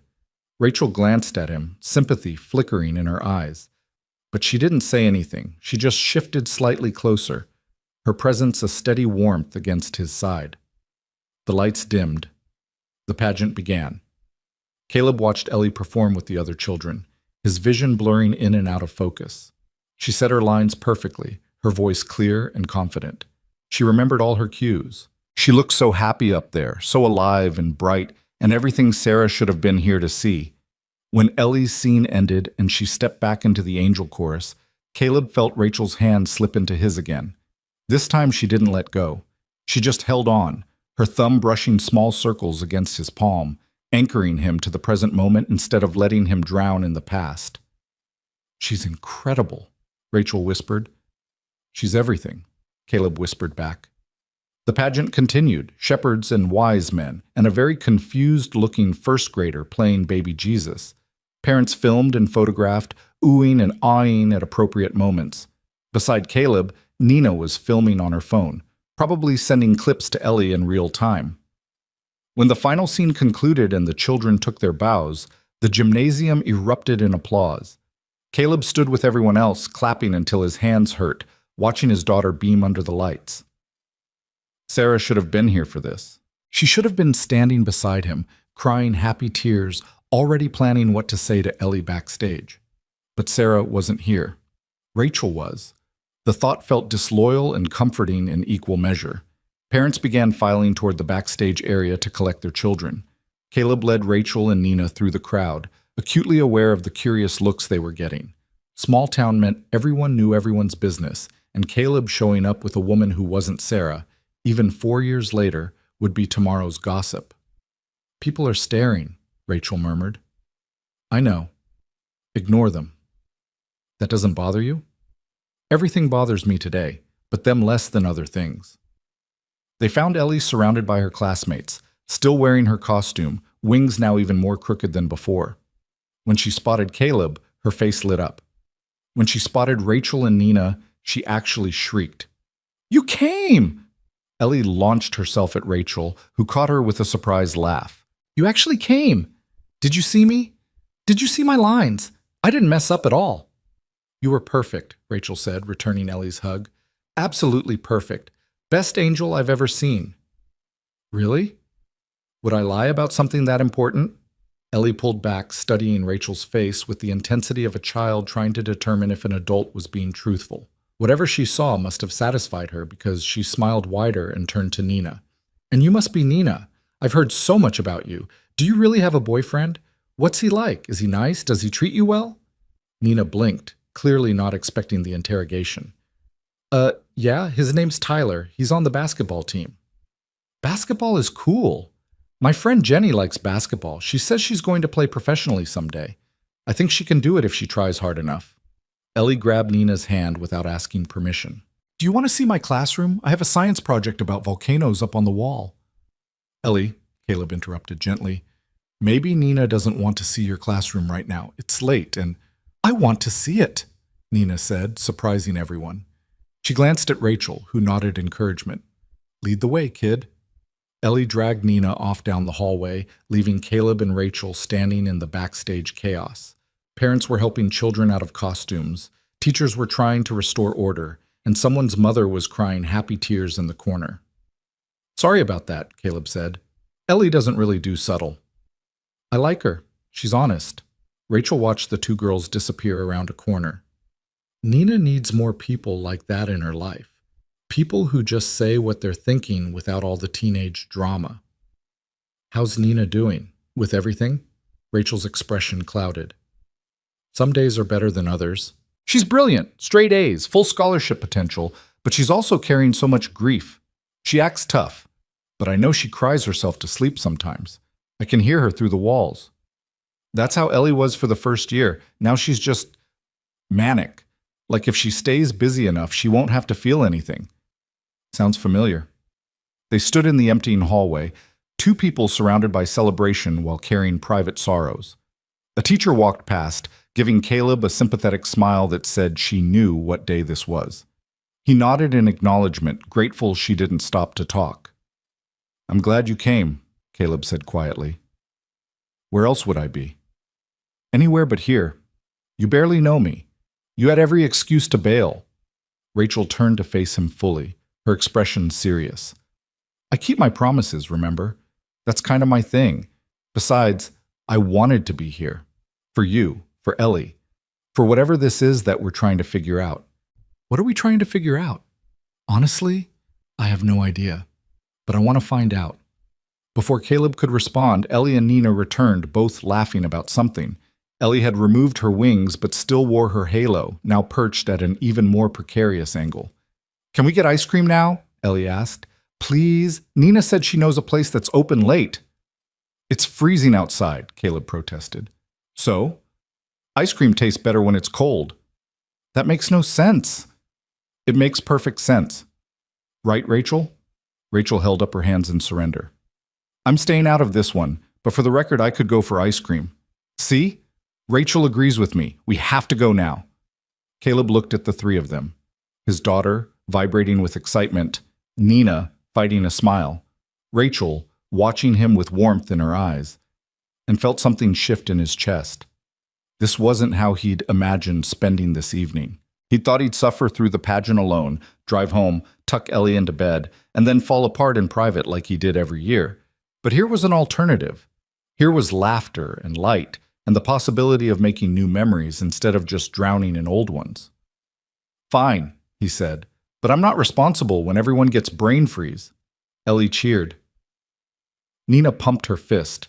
Rachel grinned at him with an expression that said she knew exactly what he'd just chosen and why it mattered. They ended up at a local ice cream shop that somehow survived Montana winters through sheer stubbornness and excellent marketing. The place was nearly empty. Most people had more sense than to eat frozen desserts in December, but the owner greeted them warmly and didn't even blink at the odd grouping. Ellie ordered a triple scoop of chocolate that was bigger than her head. Nina got mint chip. Rachel chose strawberry. Caleb stuck with vanilla, because today wasn't the day to be adventurous with ice cream choices. They crowded into a booth, Ellie and Nina on one side, Caleb and Rachel on the other. The conversation flowed easily, punctuated by Ellie's nonstop chatter about the pageant and Nina's dry observations that made even Caleb laugh. "So you really walked 6 miles in the snow?" Ellie asked Rachel, eyes wide. "That's so brave. I would have given up after like 10 minutes. "I thought about giving up about 100 times, Rachel admitted, "but I'd promised your dad I'd be there, and I don't break promises." "That's what Daddy always says too. He says keeping your word is the most important thing you can do." "Your dad's right." Ellie beamed, clearly delighted that Rachel agreed with Caleb on something. "Are you going to date my daddy?" The question dropped like a bomb. Nina choked on her ice cream. Caleb felt his face flame. Rachel, to her credit, didn't even flinch. "Ellie," Caleb started, "that's not an appropriate—" "I'd like to," Rachel interrupted, still looking at Ellie.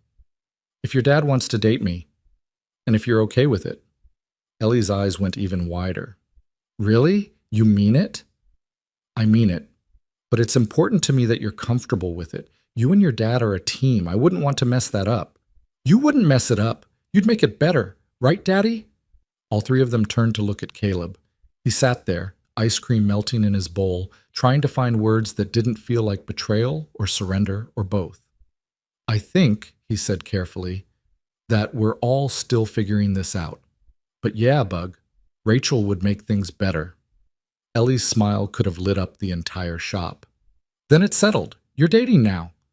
"That's not exactly how dating works," Nina pointed out. "There's usually more than one date involved." "Well, they can have more dates. They can have 1,000,000 dates. And maybe Rachel and Nina can come to our house for Christmas." The suggestion hung in the air. Caleb felt his chest tighten. Christmas, the day after tomorrow, the holiday he'd been dreading for weeks. Having people over felt impossible. Having Rachel and Nina over felt terrifying. "Ellie, I don't think—" he started. "We'd love to," Rachel said. Caleb stared at her. "What?" "We'd love to come for Christmas, if you'll have us." Rachel met his gaze, and he saw the understanding there. She knew what she was offering. She knew what it meant. "Nina and I don't have any other plans. It would be nice to spend it with people who understand." "Are you sure?" Caleb's voice came out rough. "I'm sure." Nina looked between them, then shrugged. "Works for me. Our apartment's depressing anyway. At least this way Ellie can explain all her Christmas traditions to me." "I have so many traditions." Ellie practically vibrated with excitement. "We make pancakes shaped like snowmen and watch movies and open presents, and Daddy always burns the cookies, but we eat them anyway because they still taste good even when they're black." "Sounds perfect," Rachel said softly, her eyes never leaving Caleb's face. They finished their ice cream in a blur of conversation and laughter. Caleb felt like he was watching the scene from outside his body. His daughter happy, a woman he barely knew making promises about Christmas, a teenage girl texting her boyfriend about the weird but cool evening she was having. This wasn't his life. His life was grief and routine and trying not to fall apart. This was something else entirely. Something that scared him because it felt too good to be real. When they finally left the shop, the temperature had dropped even further. Their breath formed clouds in the frozen air, and fresh snow had started to fall, light, delicate flakes that caught in Rachel's hair like tiny stars. "I'll walk you to your car," Caleb said. "It's right there." Rachel pointed to a sedan parked 3 spots away. "But I'll let you anyway." Nina and Ellie ran ahead, already deep in conversation about something that involved a lot of giggling. Caleb and Rachel walked slowly, close enough that their arms brushed with each step. Thank you for tonight, Caleb said. For being here, for meeting Ellie, for agreeing to Christmas even though I know that's asking a lot. You're not asking anything I'm not willing to give. Rachel stopped walking, turning to face him. Snow caught in her eyelashes, making her look younger, softer. I meant what I said in there. I want to try this, whatever this is. Even though it's messy and complicated and we're both carrying more baggage than any sane person would deal with. What if I can't do it? What if I wake up tomorrow and panic and tell you Christmas is off? Then we'll figure it out, together. Rachel reached up, her gloved hand cupping his cheek. You don't have to be perfect, Caleb. You don't have to have it all figured out. You just have to show up and be honest. That's all I'm asking for. I can do that, Caleb said, though he wasn't entirely sure it was true. Good. Rachel smiled, then glanced over at Nina and Ellie, who were watching them with identical expressions of poorly concealed interest. I think we have an audience. We definitely have an audience. Should we give them something to talk about? Before Caleb could ask what she meant, Rachel stood on her tiptoes and pressed a quick, soft kiss to his cheek. It was brief, barely more than a brush of lips against skin, but it sent electricity through his entire body. Good night, Caleb, Rachel said, stepping back. See you Christmas Eve. Christmas Eve, Caleb echoed, his hand rising to touch the spot where her lips had been. Rachel collected Nina, who was grinning like she'd just won the lottery, and they climbed into the sedan.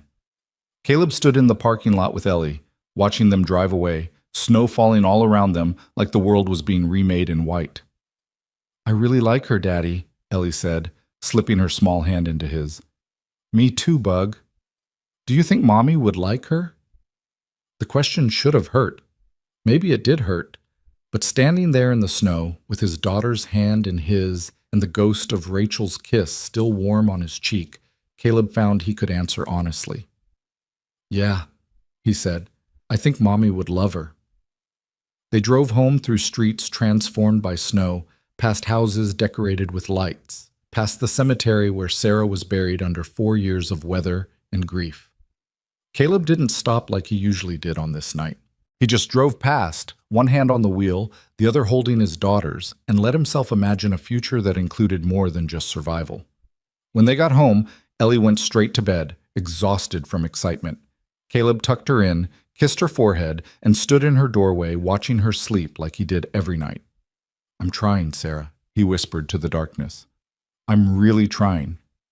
There was no answer, there never was. But Caleb thought maybe he felt something, approval or permission, or just the memory of a love that had shaped him into someone who could recognize it when it appeared again, wearing a different face and walking through different storms. His phone buzzed, a text from Rachel. Made it home. Nina hasn't stopped talking about Ellie. I think they're going to be trouble together. Caleb smiled, typing back, definitely trouble. The best kind. Can't wait for Christmas. Nina's already planning what to bake. Ellie's already planning a full itinerary of activities. Fair warning, she doesn't believe in downtime. Perfect. Neither do I. Caleb stared at his phone, at this woman who'd crashed into his life with all the subtlety of a blizzard and somehow made him believe in possibilities he'd thought were gone forever. Tomorrow was December 23rd. The day after was Christmas Eve, and Rachel and Nina would be in his house, meeting his family, becoming part of traditions that had felt hollow for 4 years. It should have terrified him. Instead, for the first time since Sarah died, Caleb felt something that might have been hope. He typed one more message. Thank you. For everything. Rachel's response came immediately. Thank you for letting us in. And there, in the quiet of his empty house, on the worst day of the worst season of his life, Caleb Turner allowed himself to believe that maybe, just maybe, the worst was finally over. That maybe showing up was enough. That maybe love was patient enough to wait until you were ready to try again. Christmas Eve morning arrived with the kind of chaos that only an 8-year-old on a mission could create. Caleb woke to the sound of Ellie rummaging through the kitchen, pots and pans clanging with enough volume to wake the entire neighborhood. He checked his phone, 6:30 in the morning, and groaned. Ellie, what are you doing? He called from his bedroom. Making snowman pancakes. Rachel and Nina are coming over and everything has to be perfect. Caleb dragged himself out of bed, following the sounds of destruction to find his kitchen transformed into what looked like a flower bomb had detonated. Ellie stood on a step stool at the counter, covered head to toe in white powder, attempting to mix batter in a bowl that was far too large for her small hands. Bug, they're not coming until this afternoon. I know, that's why I need to start now. There's so much to do. Ellie gestured wildly with the whisk, sending droplets of batter across the counter. We need pancakes and decorations, and I want to make cookies, even though you always burn them, and we need to wrap the presents I made for them in... Breathe, Caleb interrupted, gently taking the whisk from her hand. How about I make the pancakes, and you can be in charge of decorations? Deal? Ellie's face scrunched up as she considered this. But you don't know how to make them look like snowmen. Then you can supervise and tell me what to do. Okay, but you have to listen to my instructions exactly, or they'll look weird. For the next hour, Caleb found himself following the detailed commands of a third grader while attempting to create pancakes that vaguely resembled snowmen.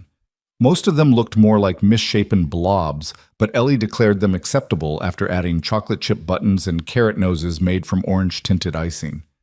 These are perfect, Ellie announced, surveying their work with satisfaction. Rachel's going to love them. We're eating these now, Bug. Rachel won't see them. Ellie's face fell. But I wanted to show her. So we'll make more when she gets here, together, all four of us. The idea seemed to placate her. They ate breakfast surrounded by the controlled chaos of Ellie's decorating supplies, construction paper and glitter, and enough glue to seal the floor permanently. Caleb's phone buzzed repeatedly with texts from Marie, who wanted to know every detail about yesterday and was threatening to accidentally stop by to meet Rachel if Caleb didn't provide satisfactory information. She's coming over today with her sister, Caleb typed back. You can meet her another time. Today works great. What time? Marie, no. Marie, yes. I'm your sister. I have vetting rights. You're going to scare her away. If she scares that easily, she's not right for you anyway. See you at 2. Caleb stared at his phone in defeat. There was no stopping Marie when she decided on something. He'd just have to warn Rachel that his family was about to descend and hope she didn't run screaming. By noon, the house looked like Christmas had exploded in every room. Ellie had hung homemade decorations on every available surface, including several that made no logical sense, like the paper snowflake taped to the bathroom mirror and the construction paper reindeer stuck to the refrigerator with enough magnets to hold up a car. What do you think? Ellie asked, spinning in a circle to showcase her work. Is it good enough? It's perfect, Caleb said honestly. The decorations were lopsided and messy and absolutely perfect because they were Ellie's, because they represented her trying to make their broken little family's Christmas special for people who understood brokenness. Do you think Nina will like the ornament I made for her? Ellie held up a popsicle stick creation covered in so much glitter it was shedding like a dog in summer. She's gonna love it. What about Rachel? Do you think she'll like the picture frame I decorated? Caleb looked at the frame, plastic, dollar store quality, covered in stickers and paint, and the words, Best Rachel Ever, written in Ellie's careful handwriting. It was gaudy and childish, and probably the most beautiful thing anyone would give Rachel this Christmas. She's going to treasure it, Caleb said, his throat tight. The doorbell rang at exactly 2 o'clock. Caleb knew without checking that it would be Marie, punctual as always, ready to interrogate Rachel like a detective grilling a suspect. He opened the door to find not just his sister, but also his brother-in-law Tom and their 2 kids. Surprise, Marie said, pushing past him with a casserole dish. We brought dinner contributions. I told you not to come. You suggested I not come. I chose to ignore that suggestion. Marie set the casserole on the counter and turned to face him, her expression softening. How are you doing? Really? I'm okay. Better than I expected. Because of Rachel? Because of a lot of things. But yeah, partly because of Rachel. Marie studied his face with the intensity of someone who'd known him his entire life. Whatever she saw must have satisfied her because she pulled him into a quick hug. I'm happy for you, little brother. Terrified, but happy. That makes 2 of us. Ellie appeared from her room, now dressed in what she declared was her best Christmas outfit, a red velvet dress that was slightly too small and a headband with reindeer antlers that kept sliding over her eyes. She launched herself at Marie's kids, immediately dragging them off to see her decorations. So when does this mystery woman arrive? Tom asked, helping himself to coffee. Any minute. And please don't interrogate her. Marie's going to be bad enough without you adding to it. I'm not going to interrogate her, Marie protested. I'm going to have a friendly conversation that happens to include very specific questions about her intentions and background. That's literally the definition of interrogation. Before Marie could respond, the doorbell rang again. This time, Caleb knew it would be Rachel. His heart kicked up a notch as he walked to the door, suddenly aware of how much was riding on this afternoon. His family meeting the woman he was starting to care about. 2 teenage girls and an 8-year-old trying to navigate new dynamics. All of it happening on Christmas Eve, a day that should have been sacred to Sarah's memory. He opened the door to find Rachel and Nina standing on his porch, both carrying bags and wearing expressions that suggested they were equally nervous. Rachel had dressed in dark jeans and a cream-colored sweater, her hair pulled back in a ponytail. Nina wore all black, typical teenager, but she was smiling, which seemed like a good sign. "Hi," Rachel said. "We brought cookies and pie and way too much food because Nina stress bakes when she's nervous." I'm not nervous, Nina protested. You made 3 pies. I like pie. Caleb stepped aside to let them in, catching Rachel's hand for just a second as she passed. Fair warning, my sister showed up uninvited and she's probably going to ask you invasive questions. How invasive are we talking? Criminal background check level. Good thing I don't have a criminal background. That you know of, Nina muttered, earning an elbow from Rachel. They barely made it 3 steps into the house before Ellie appeared, moving at roughly the speed of sound. She crashed into Rachel with enough force to make them both stumble, chattering at a rate that made comprehension impossible. You're here. You're actually here. I made decorations and we have pancake stuff ready, and I have presents for both of you. And my Aunt Marie is here, but don't worry, she's nice, even though Daddy said she might interrogate you, which I think means ask lots of questions. And, Ellie, breathe, Caleb interrupted gently. Ellie sucked in a dramatic breath, then grabbed Rachel's hand and Nina's hand and started dragging them toward the kitchen. Come meet everyone! The introductions happened in a blur. Marie descended on Rachel with the subtlety of a freight train, firing questions while pretending to be casual. Tom made small talk with Nina about school and basketball and whether she had a boyfriend, which made Nina's smile turn brittle. Ellie showed off every decoration twice, while Marie's kids watched with the bored tolerance of children forced to interact with adults. Through it all, Rachel handled herself with a grace that impressed Caleb. She answered Marie's questions honestly, complimented Ellie's decorations with genuine enthusiasm, and even got Nina to laugh at something Tom said. She fit into the chaos like she'd always been there, filling a space Caleb hadn't realized was empty. Okay, I approve, Marie whispered to Caleb while Rachel was distracted helping Ellie hang another ornament. She's good people. That's it? No more interrogation? I reserve the right to ask follow-up questions later, but for now, yes. She's good for you. I can see it in your face. What do you see? You're smiling, actually smiling, not that fake thing you've been doing for 4 years. It's nice to see my brother again. The afternoon dissolved into the comfortable chaos of family. They made the promised snowman pancakes, which turned into a competition to see who could create the most ridiculous design. Nina won with a snowman that looked suspiciously like it was giving everyone the middle finger, though she claimed it was just artistic interpretation. They decorated cookies, most of which were consumed before they could be properly iced. They watched Ellie open the presents she'd made for Rachel and Nina, both of whom reacted with exactly the right amount of enthusiasm to make Ellie glow with pride. Rachel kept the glitter-covered picture frame in her lap, running her fingers over Ellie's careful lettering like it was made of gold. By evening, Marie and her family had gone home, leaving just the 4 of them, Caleb, Ellie, Rachel, and Nina. They sprawled in the living room full of cookies and contentment, watching a movie Ellie had selected that was definitely too young for Nina, but which the teenager watched anyway without complaint. Caleb found himself on the couch next to Rachel, their shoulders touching, her presence both familiar and exciting in ways he couldn't quite articulate.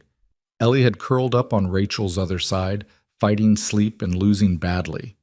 Nina sat on the floor with her phone, texting someone but still paying attention to the movie. This was what family felt like. Not perfect, not polished, but real and warm and full of the kind of love that grew in the spaces between words.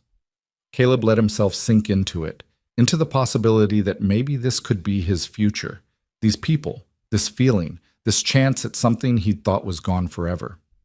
His phone buzzed, a text from an unknown number. Severe weather alert.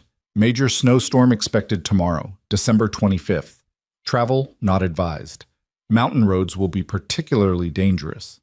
Caleb frowned at the message, then checked the weather app. Sure enough, a massive storm system was moving in, predicted to dump several feet of snow across the region. The kind of storm that shut down towns and made roads impassable. Everything okay? Rachel asked quietly, noticing his expression. Weather alert. Big storm coming tomorrow. Mountain roads are going to be bad. Rachel tensed. How bad? Bad enough that they're advising people not to travel. He felt her sharp intake of breath, felt the way her whole body went rigid. When he looked at her face, he saw something that looked like fear. Rachel? I should get Nina home, she said abruptly, already moving to stand. Before the storm hits. It's not supposed to start until tomorrow morning. You're fine. Still, we should go. Nina has things to do and we just need to go. Caleb caught her hand, keeping her from bolting. What's wrong? Talk to me. Rachel's eyes darted to Nina, who was still absorbed in her phone, then back to Caleb. Can we talk outside for a minute? They stepped onto the porch, leaving Nina and Ellie inside. The temperature had dropped significantly, their breath forming clouds in the frigid air. Rachel wrapped her arms around herself, but Caleb suspected the shaking wasn't entirely from cold. I can't drive in snow, Rachel said quietly. Not heavy snow. Not after... She stopped, closing her eyes. My mom died in a car accident during a snowstorm. She was driving to pick up Nina from a friend's house, and the roads were icy, and she lost control. Went off the road, down an embankment. They said she died instantly, but I don't know if that's true or if they just tell people that to make it easier. Caleb felt his chest constrict. I'm sorry. I didn't know. How could you? We haven't exactly had time to share all our trauma. Rachel laughed, but it was brittle. The thing is, I haven't driven in real snow since then. I can handle light flurries, but a storm like what they're predicting, I can't. I physically can't make myself do it. Then don't. Stay here tonight, both of you. Rachel's head snapped up. What? Stay here. The storm's not starting until morning. You'll be safe here, and tomorrow when the roads are clear, you can go home. Caleb, we couldn't impose like that. It's not an imposition. I have a guest room.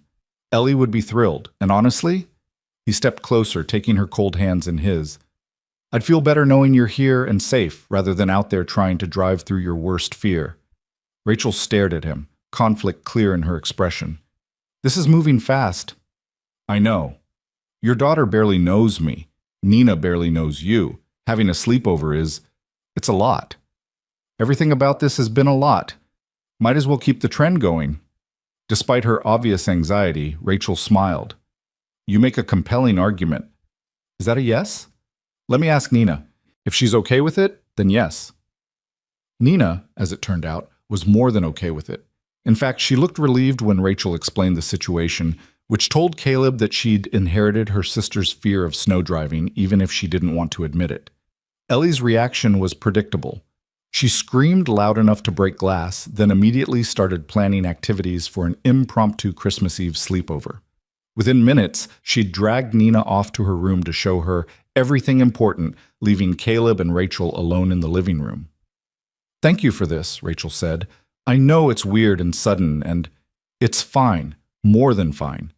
Caleb settled back onto the couch, and Rachel joined him, sitting close enough that their thighs touched. Besides, this way I get to have Christmas morning with people who understand why it's hard. Is that what we are now? People who understand each other's hard days? Among other things, yeah. They sat in comfortable silence, listening to Ellie's excited chatter drifting from her bedroom. Outside, the first snowflakes had started to fall, just a few scouts from the storm that would arrive with dawn.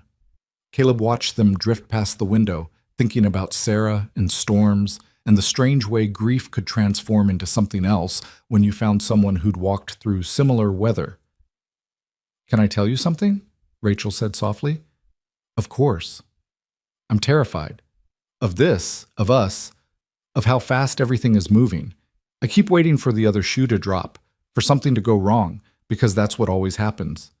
Good things don't last in my experience. Mine either. So what do we do? Just wait for it to fall apart? Caleb thought about that. About Sarah and car accidents and hearts that stopped beating. About all the ways life could destroy you without warning. About the choice to try anyway, to reach for happiness even knowing it could be snatched away. We show up, he said finally. Every day we just show up.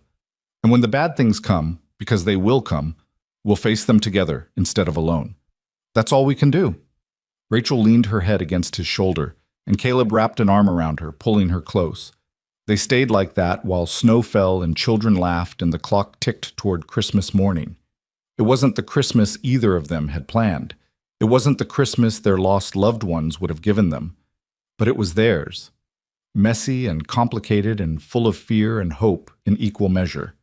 And maybe that was enough. The evening wore on. They ordered pizza because no one felt like cooking. They played board games that Ellie changed the rules for halfway through. They built a blanket fort in the living room that Nina pretended was beneath her dignity while helping make it structurally sound. They laughed until their sides hurt and told stories that made them cry and existed in that strange space between grief and joy where healing happened.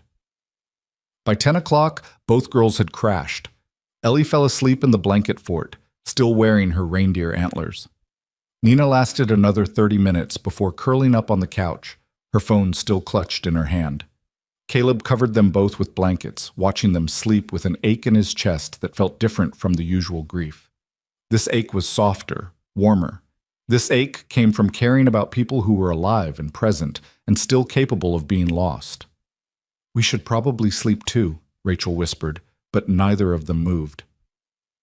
They ended up sitting on the floor next to the Christmas tree, a scraggly thing Caleb and Ellie had picked out at the lot, decorated with years of homemade ornaments that chronicled Ellie's childhood. Colored lights blinked in patterns, casting rainbow shadows across Rachel's face. I haven't had a Christmas like this since Mom died, Rachel admitted. Nina and I usually just order Chinese food and watch movies and pretend we're not counting down the hours until it's over. Same here, except we make pancakes and burn cookies and put on a good show for my sister. But inside we're both just surviving until December 26th. What changed this year? Caleb looked at her, really looked at her. At the woman who'd walked 6 miles through a blizzard because she kept her promises, who'd shown up to a school pageant on his worst day because she understood what it meant to carry grief during the holidays, who was here now in his living room on Christmas Eve, making his daughter laugh and his house feel like a home again. You changed, he said simply. You and Nina walked into our lives and made everything feel possible again. Rachel's eyes glistened in the Christmas lights. You did the same for us. Nina hasn't smiled this much since before Mom died. And me, I forgot what it felt like to look forward to something instead of just dreading it. They kissed then, soft and tentative, tasting of possibility and fear and the courage it took to try again. When they pulled apart, Rachel was smiling, and Caleb felt something in his chest click into place. Merry Christmas, Caleb. Merry Christmas, Rachel. They stayed up talking until well past midnight, sharing stories about the people they'd lost and the people they were trying to become, about Nina's college applications and Ellie's dreams of saving every animal on Earth, about carpentry and nursing and all the ways they built things, furniture, health, lives, from broken pieces. Eventually, exhaustion claimed them. Caleb showed Rachel to the guest room, which was really just his office, with a pull-out couch, and made sure she had everything she needed. They stood in the doorway for a long moment, neither wanting to say goodnight, both knowing they should. Thank you for staying, Caleb said. Thank you for asking us to. Tomorrow's going to be chaos. Fair warning. I wouldn't want it any other way. One more kiss, brief and sweet, and then Rachel closed the door. Caleb stood in the hallway for a moment, listening to the sound of his house full of people. 2 sleeping children in his living room. A woman in his guest room who made him believe in futures instead of just pasts. A storm gathering outside that would trap them all here together for Christmas morning. He should have been terrified, should have been panicking about boundaries and appropriate timelines and all the ways this could go wrong. Instead, he went to his bedroom, set his alarm, and fell asleep with a smile on his face for the first time on Christmas Eve in 4 years. He woke to screaming. Caleb bolted upright, heart hammering, instantly in that space between sleep and panic where everything felt like an emergency. It took him 3 seconds to recognize Ellie's voice. Not scared, not hurt, but excited. So excited she was shrieking like someone had told her Santa was real and currently landing on their roof. "It's snowing! It's really snowing! Everyone wake up! You have to see this!" Caleb grabbed his phone, 6:15 in the morning, way too early for this level of enthusiasm, and stumbled out of his room. The living room was already full of people in various states of consciousness. Nina sat up in the blanket fort, her hair sticking up in every direction, looking deeply annoyed at being awake. Rachel emerged from the guest room in pajama pants and one of Caleb's old t-shirts she must have borrowed, her eyes still half closed. Ellie stood at the window, practically vibrating with excitement. "Look! Look how much snow there is!" Caleb joined her at the window and felt his stomach drop. The weather alert hadn't been exaggerating. Snow covered everything, cars, trees, the entire street, in what looked like at least 2 feet of powder, with more falling so heavily he could barely see across the road. The world had transformed overnight into a winter wonderland that would have been beautiful if it wasn't so clearly dangerous. "That's a lot of snow," Nina observed, now standing beside them. "Like, a lot. The roads are going to be impassable," Rachel said quietly. She'd gone pale, her hands trembling slightly as she stared at the white landscape. We won't be able to leave." "You weren't planning to leave until later anyway," Caleb reminded her gently, "and the plows will get to the main roads eventually." "But what if they don't? What if we're stuck here for days?" "Then you're stuck here for days. We have food, we have power, we have everything we need. It'll be fine." Rachel didn't look convinced, but Ellie's enthusiasm was hard to resist.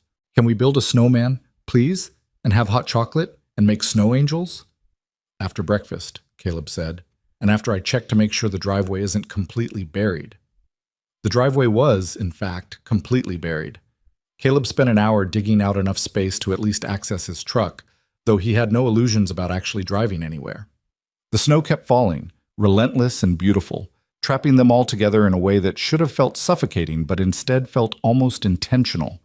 They made breakfast together, pancakes again, because Ellie insisted it was tradition.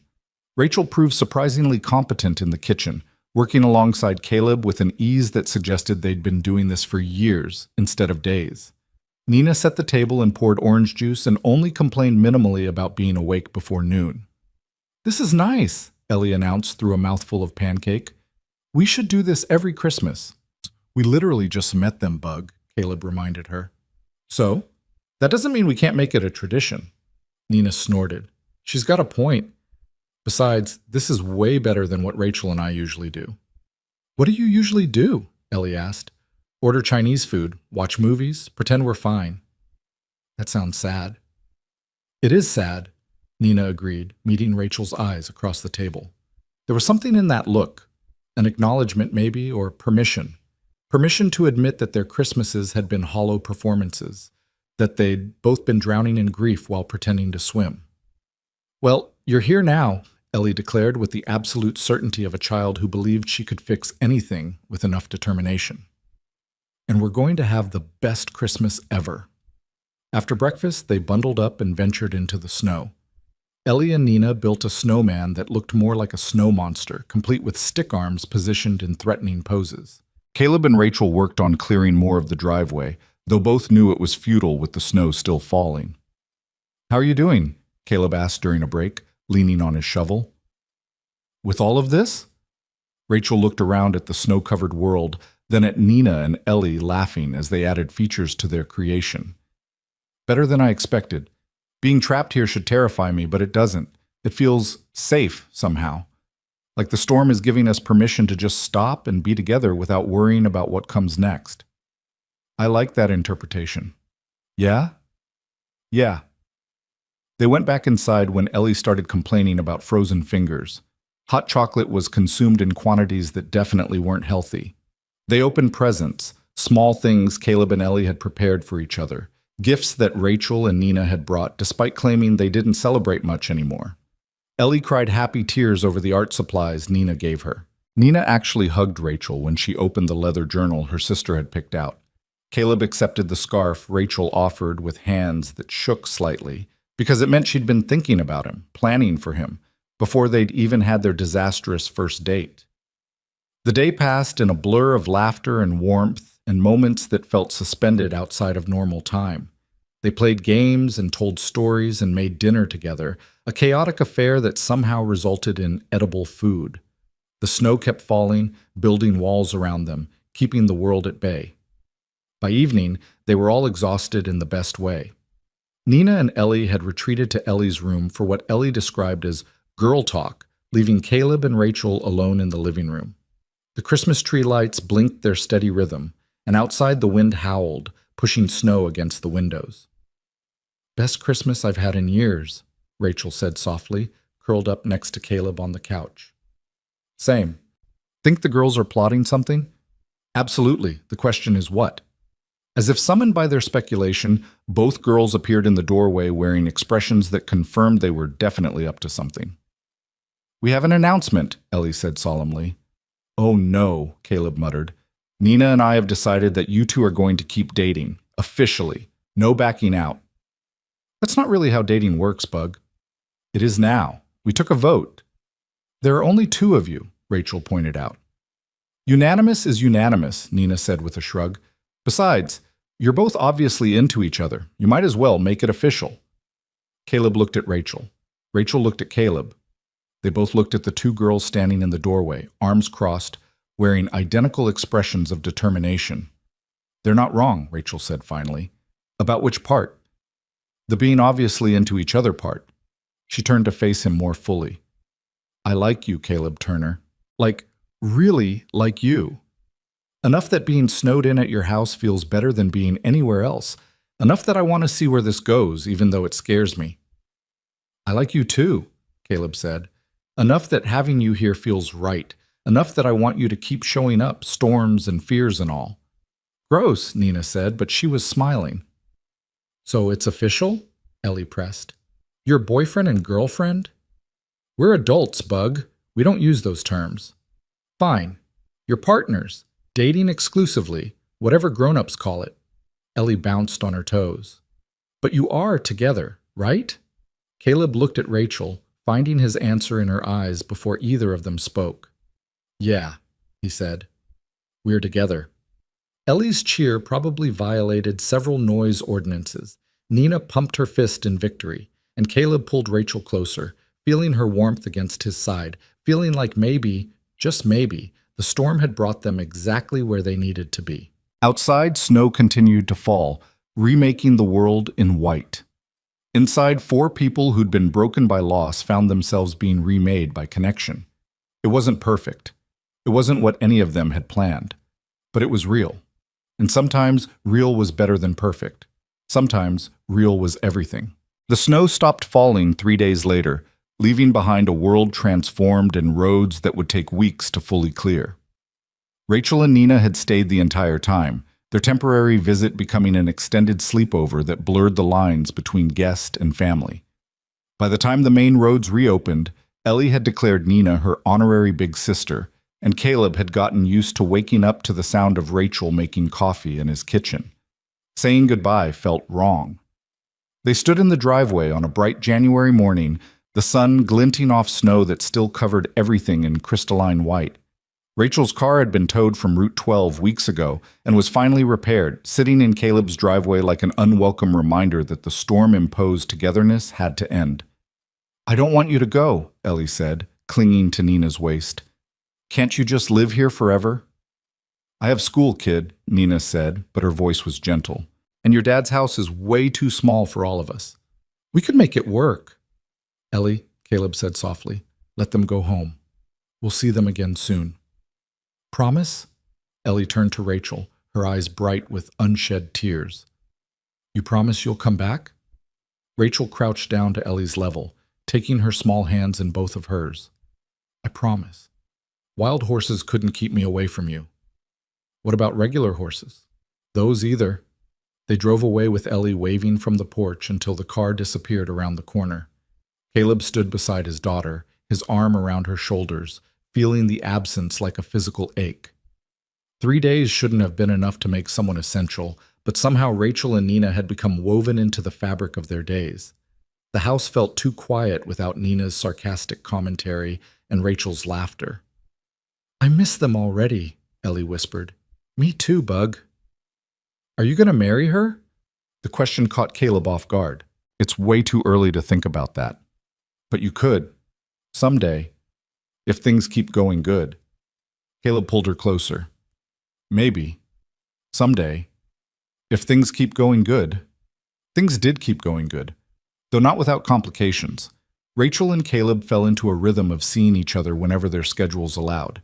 Dinners after Ellie's bedtime, coffee dates during Rachel's rare mornings off, stolen moments between the chaos of single parenting and demanding careers. Nina and Ellie video chatted almost daily, their friendship deepening in ways that made both Caleb and Rachel simultaneously proud and terrified about teenage influence on an 8-year-old. January melted into February. Rachel started keeping a toothbrush at Caleb's house. Caleb learned the code to Rachel's apartment. They navigated the awkwardness of introducing each other to friends and the tension of blending their separate lives into something that resembled a relationship. It wasn't always easy. Rachel worked brutal shifts at the hospital that left her exhausted and emotionally drained. Caleb had deadlines and client meetings and a daughter who needed help with homework and someone to attend her soccer games. They fought about small things, whose turn it was to cancel plans, whether it was too soon to have sleepovers when Ellie was home, how to balance their need for each other with their responsibilities to the kids depending on them.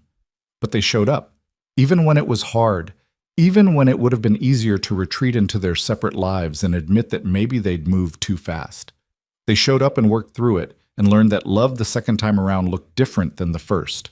It was messier, more complicated, built on the foundation of loss that made every good moment feel both precious and precarious. The call came in early March, on a Tuesday afternoon when Caleb was in his workshop sanding down a table he'd promised to deliver by Friday. His phone buzzed and he almost ignored it, covered in sawdust, hands full of sandpaper, mind focused on getting the grain just right. But something made him check the screen. Rachel's name. She never called during her shifts unless it was an emergency. "Rachel, what's wrong?" "Nothing's wrong. Something's right. Something's really, really right." Her voice was breathless, excited in a way he'd never heard before. "Can you meet me, like, now? I know it's the middle of the day, but this can't wait." "Are you okay? Is Nina okay?" "We're fine. Better than fine, just, can you meet me at Henderson's, where we had our first date?" Caleb looked at the half-finished table, the pile of work waiting for him, the mental list of everything he needed to accomplish before Ellie got home from school. "Give me 20 minutes. He made it in 15, driving too fast through streets still lined with melting snow. Rachel's car was already in the parking lot and she was pacing outside the restaurant's entrance, her nurse's scrubs visible under her winter coat. When she saw him, her face lit up with a smile that made his chest ache. "What's going on?" Caleb asked, pulling her into his arms. "You're freaking me out a little." "Sorry, I know I'm being cryptic, but I had to tell you in person." Rachel pulled back, her hands gripping his forearms, her eyes bright. "Nina got a full scholarship, full ride to Montana State. Everything covered, tuition, room and board, books, everything." The words took a moment to sink in. "Rachel, that's incredible. When did she find out?" "Today. The letter came this morning. She called me at work, crying, and I've been a mess ever since." Rachel laughed, wiping at her eyes. "She did it, Caleb. She actually did it. She's going to college, and I don't have to figure out how to pay for it, and she has a future. And—" Caleb kissed her, cutting off the stream of words, tasting salt from her happy tears. When they pulled apart, Rachel was crying harder, but she was smiling too. "I'm so happy for her," Caleb said. "For both of you. She deserves this." "She does. She's worked so hard, and I'm so proud I could burst." Rachel's smile faltered slightly. "But that's not the only thing I needed to tell you." Something in her tone made Caleb's stomach tighten. "Okay. I got a job offer, a really good job offer. Head of emergency nursing at a hospital in Seattle.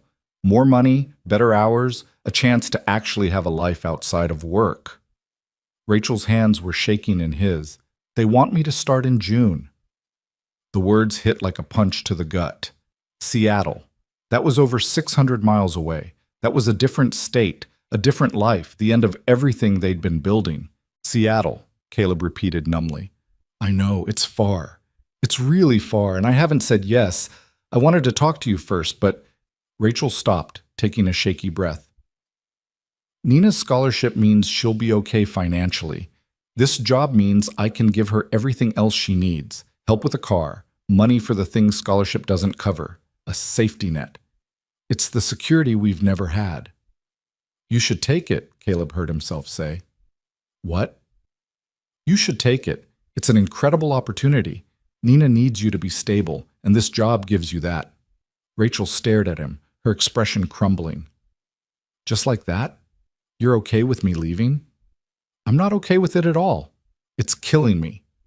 But I'm not going to be the reason you don't give Nina everything she deserves. Caleb forced himself to keep talking, even though every word felt like swallowing glass. You've sacrificed everything for her. If this job means you can finally breathe, you have to take it. And us? What happens to us? I don't know. Long distance? Or maybe... He stopped, unable to finish the sentence. Maybe nothing. Maybe this was how it ended. Maybe 3 months of happiness was all they got before life ripped them apart again. Rachel pulled away from him, wrapping her arms around herself. I can't do long distance. I tried that after Mom died with a guy I was seeing, and it destroyed us both. The distance, the resentment, the constant missing each other, I can't go through that again. Then we'll figure something else out. What else is there, Caleb? You can't leave. You have Ellie and your business and your whole life here. And I can't stay because I need this job, need the security it provides. There's no compromise that doesn't require one of us to sacrifice everything. She was right, and they both knew it. They stood in the parking lot where everything had started, surrounded by the remnants of winter, facing the reality that sometimes love wasn't enough. Sometimes life intervened with opportunities and responsibilities that pulled people in different directions, no matter how much they wanted to stay together. When do you need to decide? Caleb asked. They want an answer by the end of the month. 3 weeks. They had 3 weeks to figure out if there was any way to make this work or if they needed to start saying goodbye. The drive home was a blur. Caleb picked up Ellie from school on autopilot, barely hearing her chatter about her day. He made dinner without tasting it. He helped with homework while his mind churned through impossible scenarios. When Marie called to check in, he told her everything was fine because he didn't have the energy to explain that his relationship was imploding. That night, after Ellie was in bed, Caleb sat in his workshop and tried to work. But his hands were shaking too badly to hold the tools safely, and his vision kept blurring with tears he refused to shed. He'd known this was coming. Some part of him had known from the beginning that happiness this good couldn't last, that the universe would find a way to take it away like it took everything else. His phone buzzed, a text from Rachel.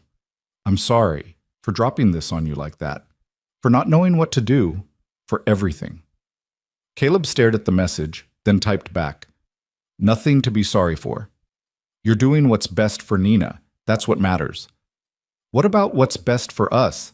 I don't think there is a best for us option here. Her response took several minutes. I don't want to lose you. I don't want to lose you either. But I don't know how to fix this. Neither did she, apparently, because she didn't respond. Caleb sat in his workshop until well past midnight, surrounded by half-finished furniture and the sawdust-scented ghost of the life he'd been building. Tomorrow, he'd have to tell Ellie. Tomorrow, he'd have to explain that Rachel might be leaving, that sometimes people you love have to make impossible choices, that life keeps moving forward even when you desperately want it to stop. But tonight, he just sat in the dark and let himself feel the loss before it even happened. The next 3 weeks were agony. Rachel and Caleb saw each other less, both of them pulling back to protect themselves from the inevitable goodbye. Nina and Ellie noticed the change, but didn't understand it, couldn't understand it, because neither Caleb nor Rachel had the heart to tell them what was coming. Caleb threw himself into work, taking on more projects than he could handle, staying in his workshop until exhaustion forced him to sleep. Rachel picked up extra shifts at the hospital, coming home too tired to think about Seattle, or sacrifice, or the man she was preparing to leave behind. They were managing the ending before it even arrived, and it was destroying them both. On March 20th, 10 days before Rachel's decision deadline, Caleb's phone rang at 2 in the morning. He jerked awake, heart pounding, instantly alert with the kind of adrenaline that came from years of single parenting and middle-of-the-night emergencies. Rachel's name on the screen. "Rachel? What's wrong?" "It's Nina." Her voice was shaking, breaking. "There was an accident, a bus accident on the mountain route coming back from a field trip. They airlifted her to regional medical. She's alive but hurt, and I can't drive, Caleb. I can't make myself drive up that mountain in the dark, and I need to get to her and I can't. I'm coming, right now. Stay where you are." Caleb was out of bed and moving before he'd fully processed the words. He called Marie, got her to come stay with Ellie, threw on clothes, and grabbed his keys. The drive to Rachel's apartment took 8 minutes that felt like 8 hours. She was waiting outside, still in her scrubs, shaking so hard she could barely stand. "Get in," Caleb said, and she collapsed into the passenger seat, her breath coming in gasps that might have been sobs or might have been panic attacks or both. The drive up the mountain was treacherous. The road was dark and winding, with patches of ice still lurking in shaded areas despite the calendar claiming spring had arrived. Caleb drove with white knuckles and complete focus, acutely aware of Rachel beside him reliving her worst nightmare. Her mother had died on a road like this. Now her sister was hurt on a road like this. And Rachel was trapped in a car, forced to face the fear that had paralyzed her for 2 years. "Talk to me," Caleb said. "Tell me about Nina. Tell me anything." Rachel's breath hitched. She was at a science symposium, regional competition. She was so excited, spent weeks preparing her presentation on environmental engineering. She texted me this afternoon with pictures, said she thought she might place in the top 3. "She's brilliant. She probably won first place." "She better have. I'll kill her if she went through all this for second place." The joke was weak, but it was there. Caleb reached over and took Rachel's hand, feeling her grip his fingers hard enough to hurt. "She's going to be okay," Caleb said, not knowing if it was true but needing to say it anyway. "You can't promise that." "No, but I can promise you're not alone. Whatever happens, you're not facing it alone." They made it to the hospital in 40 minutes. Rachel was out of the truck before Caleb had fully stopped, running through the emergency entrance with Caleb close behind. The nurses recognized her immediately. She worked here, knew these people, had probably saved half their lives at some point. They rushed her to Nina's room while Caleb waited in a hallway that smelled like antiseptic and fear. It felt like hours before Rachel emerged, her face streaked with tears, but her expression holding something that might have been relief. "She's okay. Broken arm, concussion, lots of bruises, but okay. She's awake and asking for her phone because apparently surviving a bus crash doesn't mean you stop texting your boyfriend." Rachel laughed, but it came out more like a sob. "She's okay, Caleb. She's really okay." Caleb pulled her into his arms and held her while she fell apart, her body shaking with the release of terror and relief. Around them, the hospital moved with its constant rhythm. Doctors rushing to emergencies, families waiting for news, life and death dancing their eternal partnership in fluorescent-lit hallways. "Can I see her?" Caleb asked when Rachel had calmed enough to breathe normally. "She's asking for you, says she needs to tell you something important." Nina looked small in the hospital bed, her arm in a cast and a bandage wrapped around her head. But her eyes were alert, and she managed a weak smile when Caleb entered. "Hey, kid," Caleb said, pulling up a chair beside the bed. "You trying to give your sister a heart attack?" "Not intentionally, though the drama is kind of fun." Nina's smile faded. "Is Rachel okay? She looked pretty freaked out." "She drove up the mountain to get to you. First time since your mom died that she's been in a car on mountain roads." Nina's eyes widened. "She drove? But she can't. She didn't. I did. But she was in the car, facing her worst fear because you needed her." Caleb paused. "That's what love looks like, Nina. Showing up even when you're terrified. Like you did. Like I did." Nina was quiet for a moment, picking at the edge of her blanket. "Rachel told me about the job offer, about Seattle. She said she hasn't decided yet." "That's between you and your sister."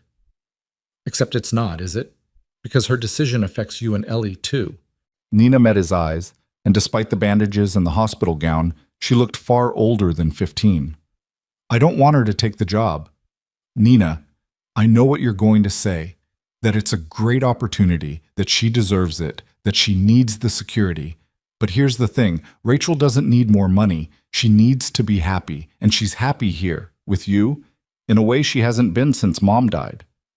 What about your scholarship? What about my scholarship covers everything, literally everything. Rachel keeps acting like she needs to support me, but I don't need her money anymore.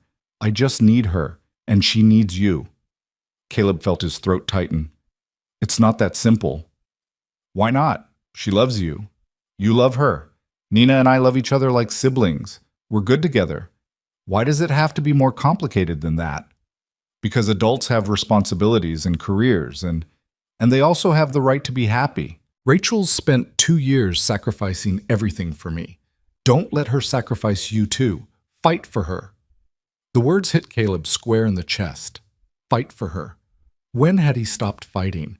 When had he decided that Rachel's happiness meant letting her go instead of giving her reasons to stay? I'll think about it, Caleb said quietly. Think fast. She has to decide in 10 days.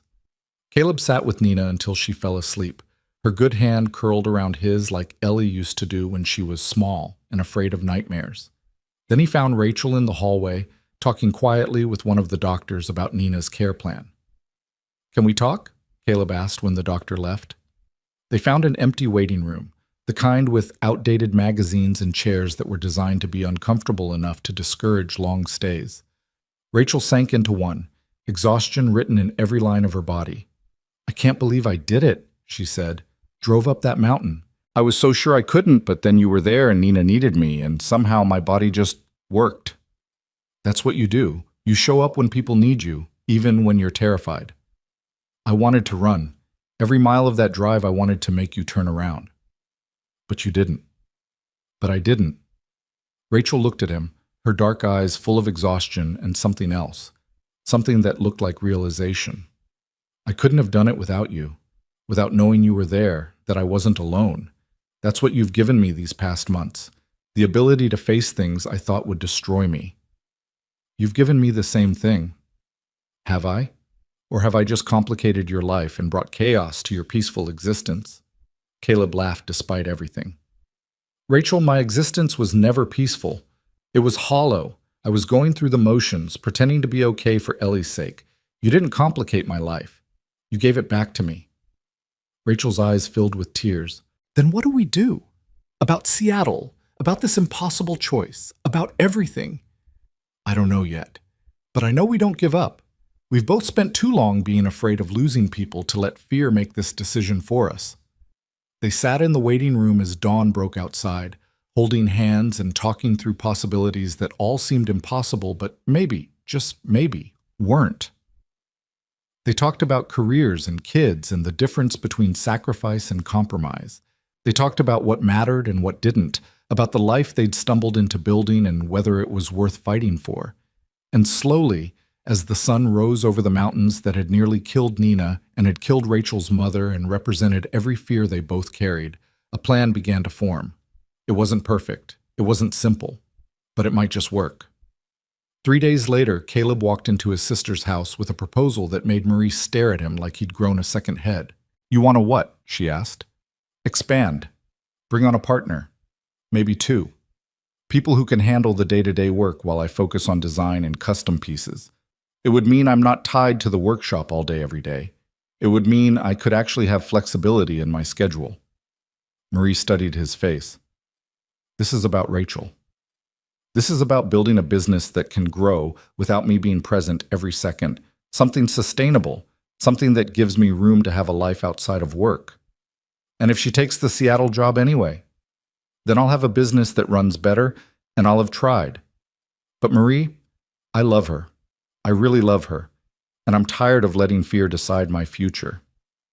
His sister's expression softened. About damn time, little brother. Caleb spent the next week making calls, reaching out to other carpenters he'd worked with over the years, people he trusted who might be interested in a partnership. The response was better than he'd hoped. By March 28th, 2 days before Rachel's deadline, He had 2 solid partners lined up and a business plan that would allow him to step back from the daily grind without abandoning his company. That same week, Rachel made calls of her own. To the hospital in Seattle, negotiating terms. To regional medical, exploring options. To nursing schools and professional contacts and anyone who might help her find a third path between the 2 impossibilities. On March 30th, the day Rachel needed to give her answer to Seattle, Caleb asked her to meet him at Henderson's Steakhouse, the same place everything had started 4 months ago when she'd walked through a storm because she kept her promises. She arrived looking nervous, beautiful in jeans and a blue sweater that brought out flecks of color in her eyes. Caleb stood when she approached, and they hugged like they hadn't seen each other in weeks instead of yesterday at the hospital visiting Nina. "So?" Caleb asked when they were seated. "What did you decide?" Rachel took a deep breath. "I turned down Seattle." Caleb's heart leaped. "You did?" "I did. But I also got a different offer. Head of ER nursing here at Regional Medical. Less money than Seattle, but better hours, more control over my schedule, and the chance to actually build something instead of just taking over someone else's program." Rachel's hands were shaking.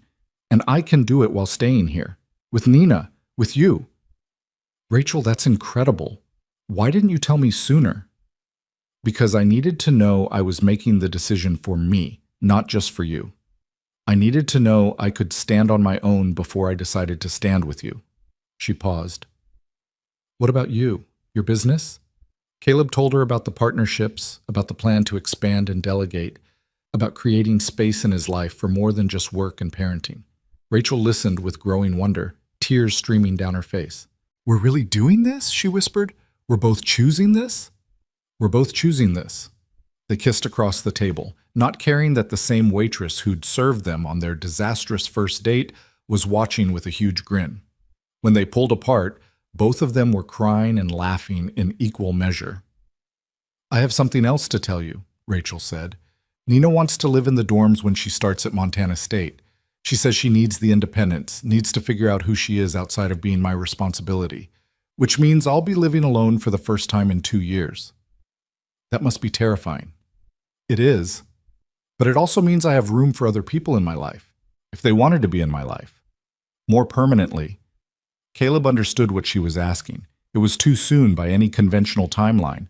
They'd only been together for 4 months, but they'd also walked through hell together, faced their worst fears together, and chosen each other when logic said they should walk away.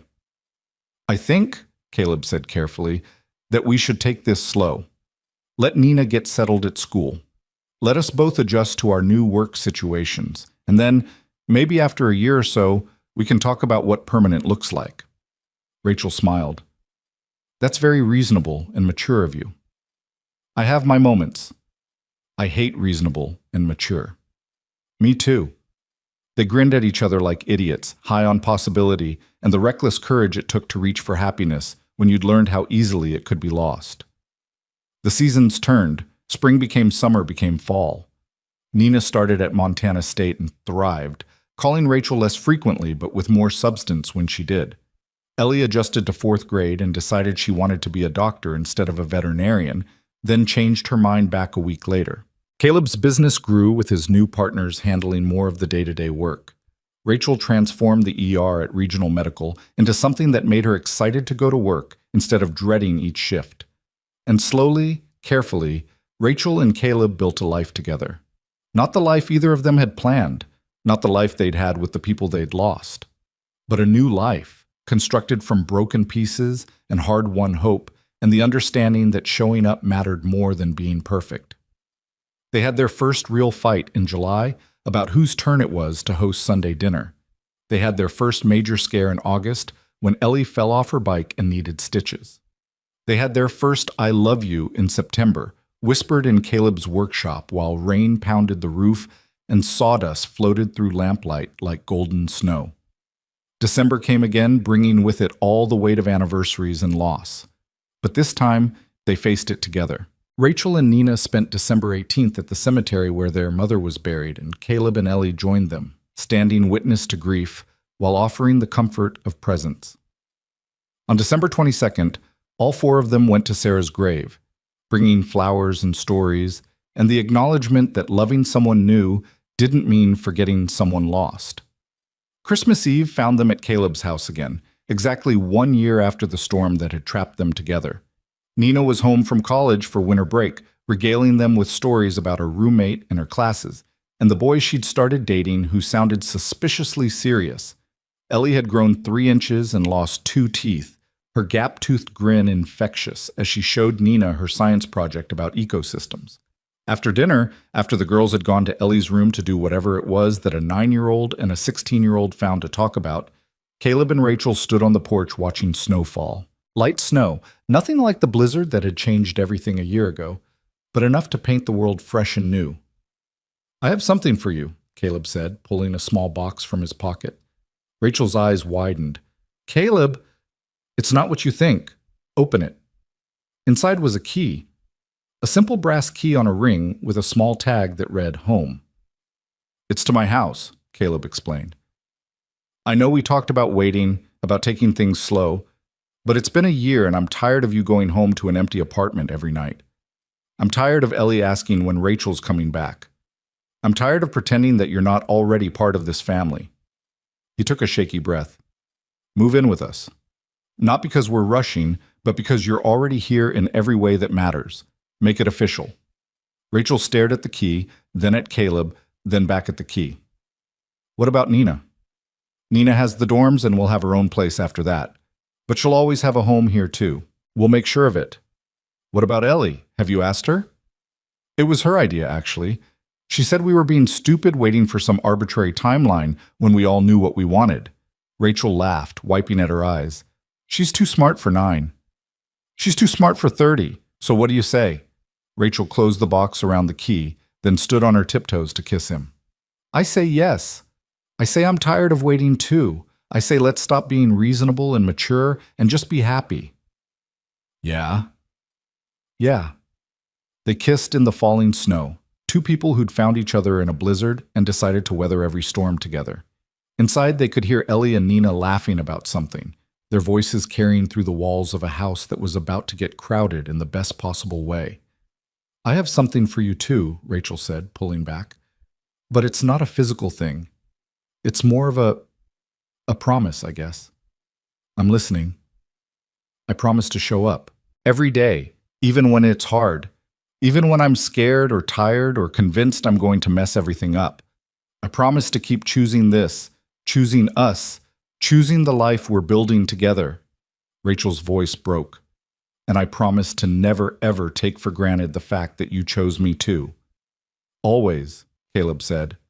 "I will always choose you."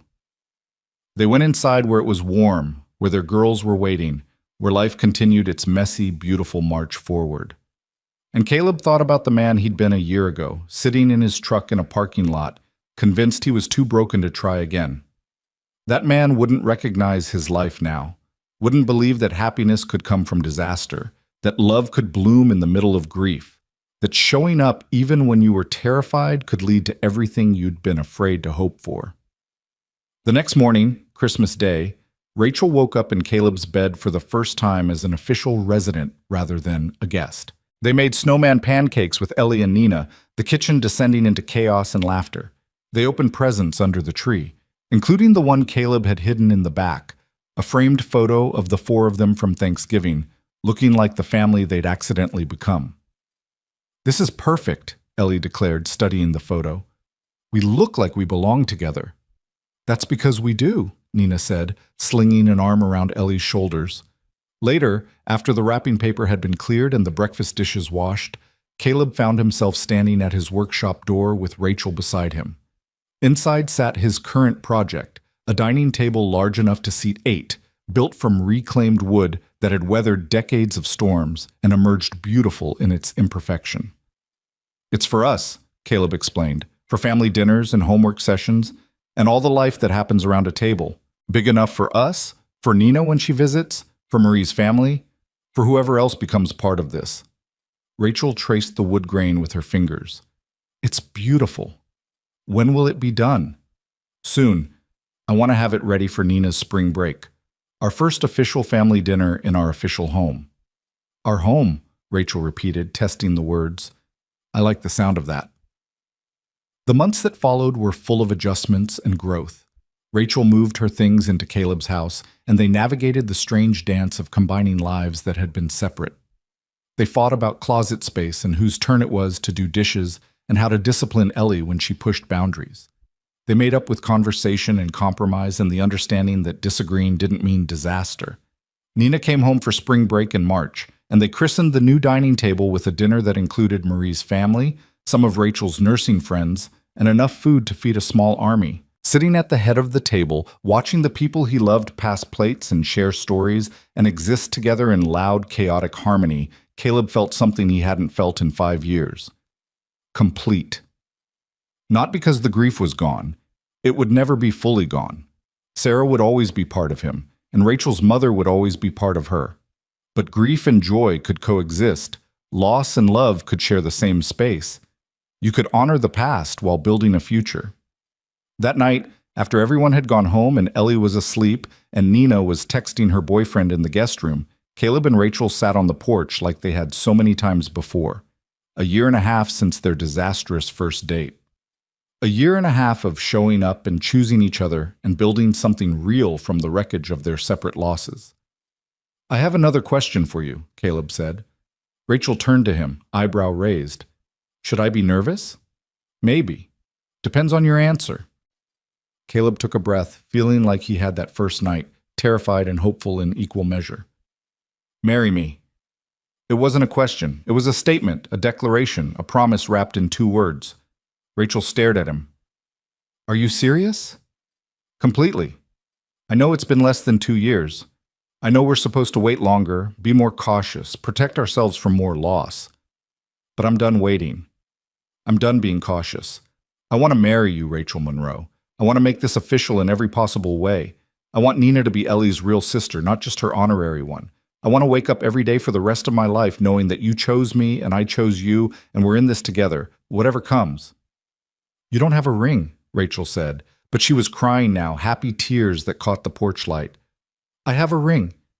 It's in my workshop, hidden in a drawer because I've been carrying it around for 3 months waiting for the perfect moment. But I realized tonight that there's no such thing as a perfect moment.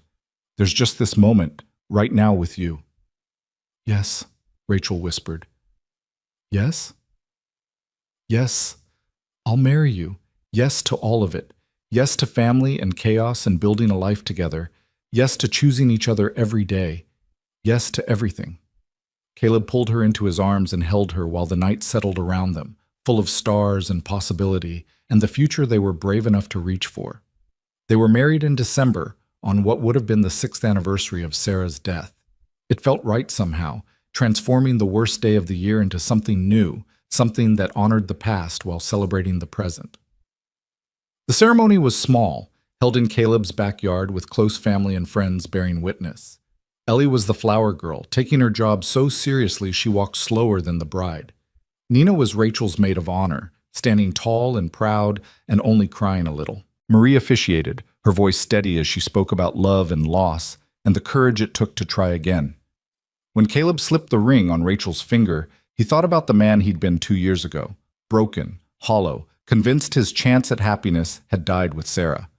That man wouldn't recognize him now, wouldn't believe that pain could transform into purpose, that endings could become beginnings, that showing up even when you were terrified could lead you home. "I love you," Caleb said, the words feeling both inadequate and perfect. "I love you too," Rachel replied. "Thank you for not giving up, for showing up, for choosing this even when it scared you." "Always," Caleb promised. "I will always show up for you." They kissed as husband and wife while their families cheered, while snow began to fall in light flakes that transformed the world into something magical. And standing there in the cold December evening, surrounded by the people they loved, Caleb Turner and Rachel Monroe proved that sometimes the best love stories start with disasters, that sometimes you have to walk through storms to find what you're looking for, that sometimes showing up, broken, terrified, convinced you're not ready, is the bravest thing you can do. Because life wasn't about perfect timing or flawless execution. It was about connection and courage and the willingness to try again even when you'd lost everything. It was about showing up, even when you were late, even when you were lost, even when you were sure you'd forgotten how to do this. You showed up anyway, and sometimes, if you were very lucky, you found someone who'd walk through their own storm to meet you. Someone who understood that love the second time around looked different, but could be just as beautiful. Someone who chose you, not despite your broken pieces, but because they had broken pieces too, and together you could build something whole. Caleb and Rachel had found that. Against all odds, despite every reason to give up, they'd found each other in a snowstorm and decided to weather every season together. And as they danced their first dance as husband and wife, surrounded by family and falling snow and the promise of all the years ahead, they knew with absolute certainty that they'd made the right choice. They'd chosen love. They'd chosen hope. They'd chosen to show up. And that was enough. That was everything.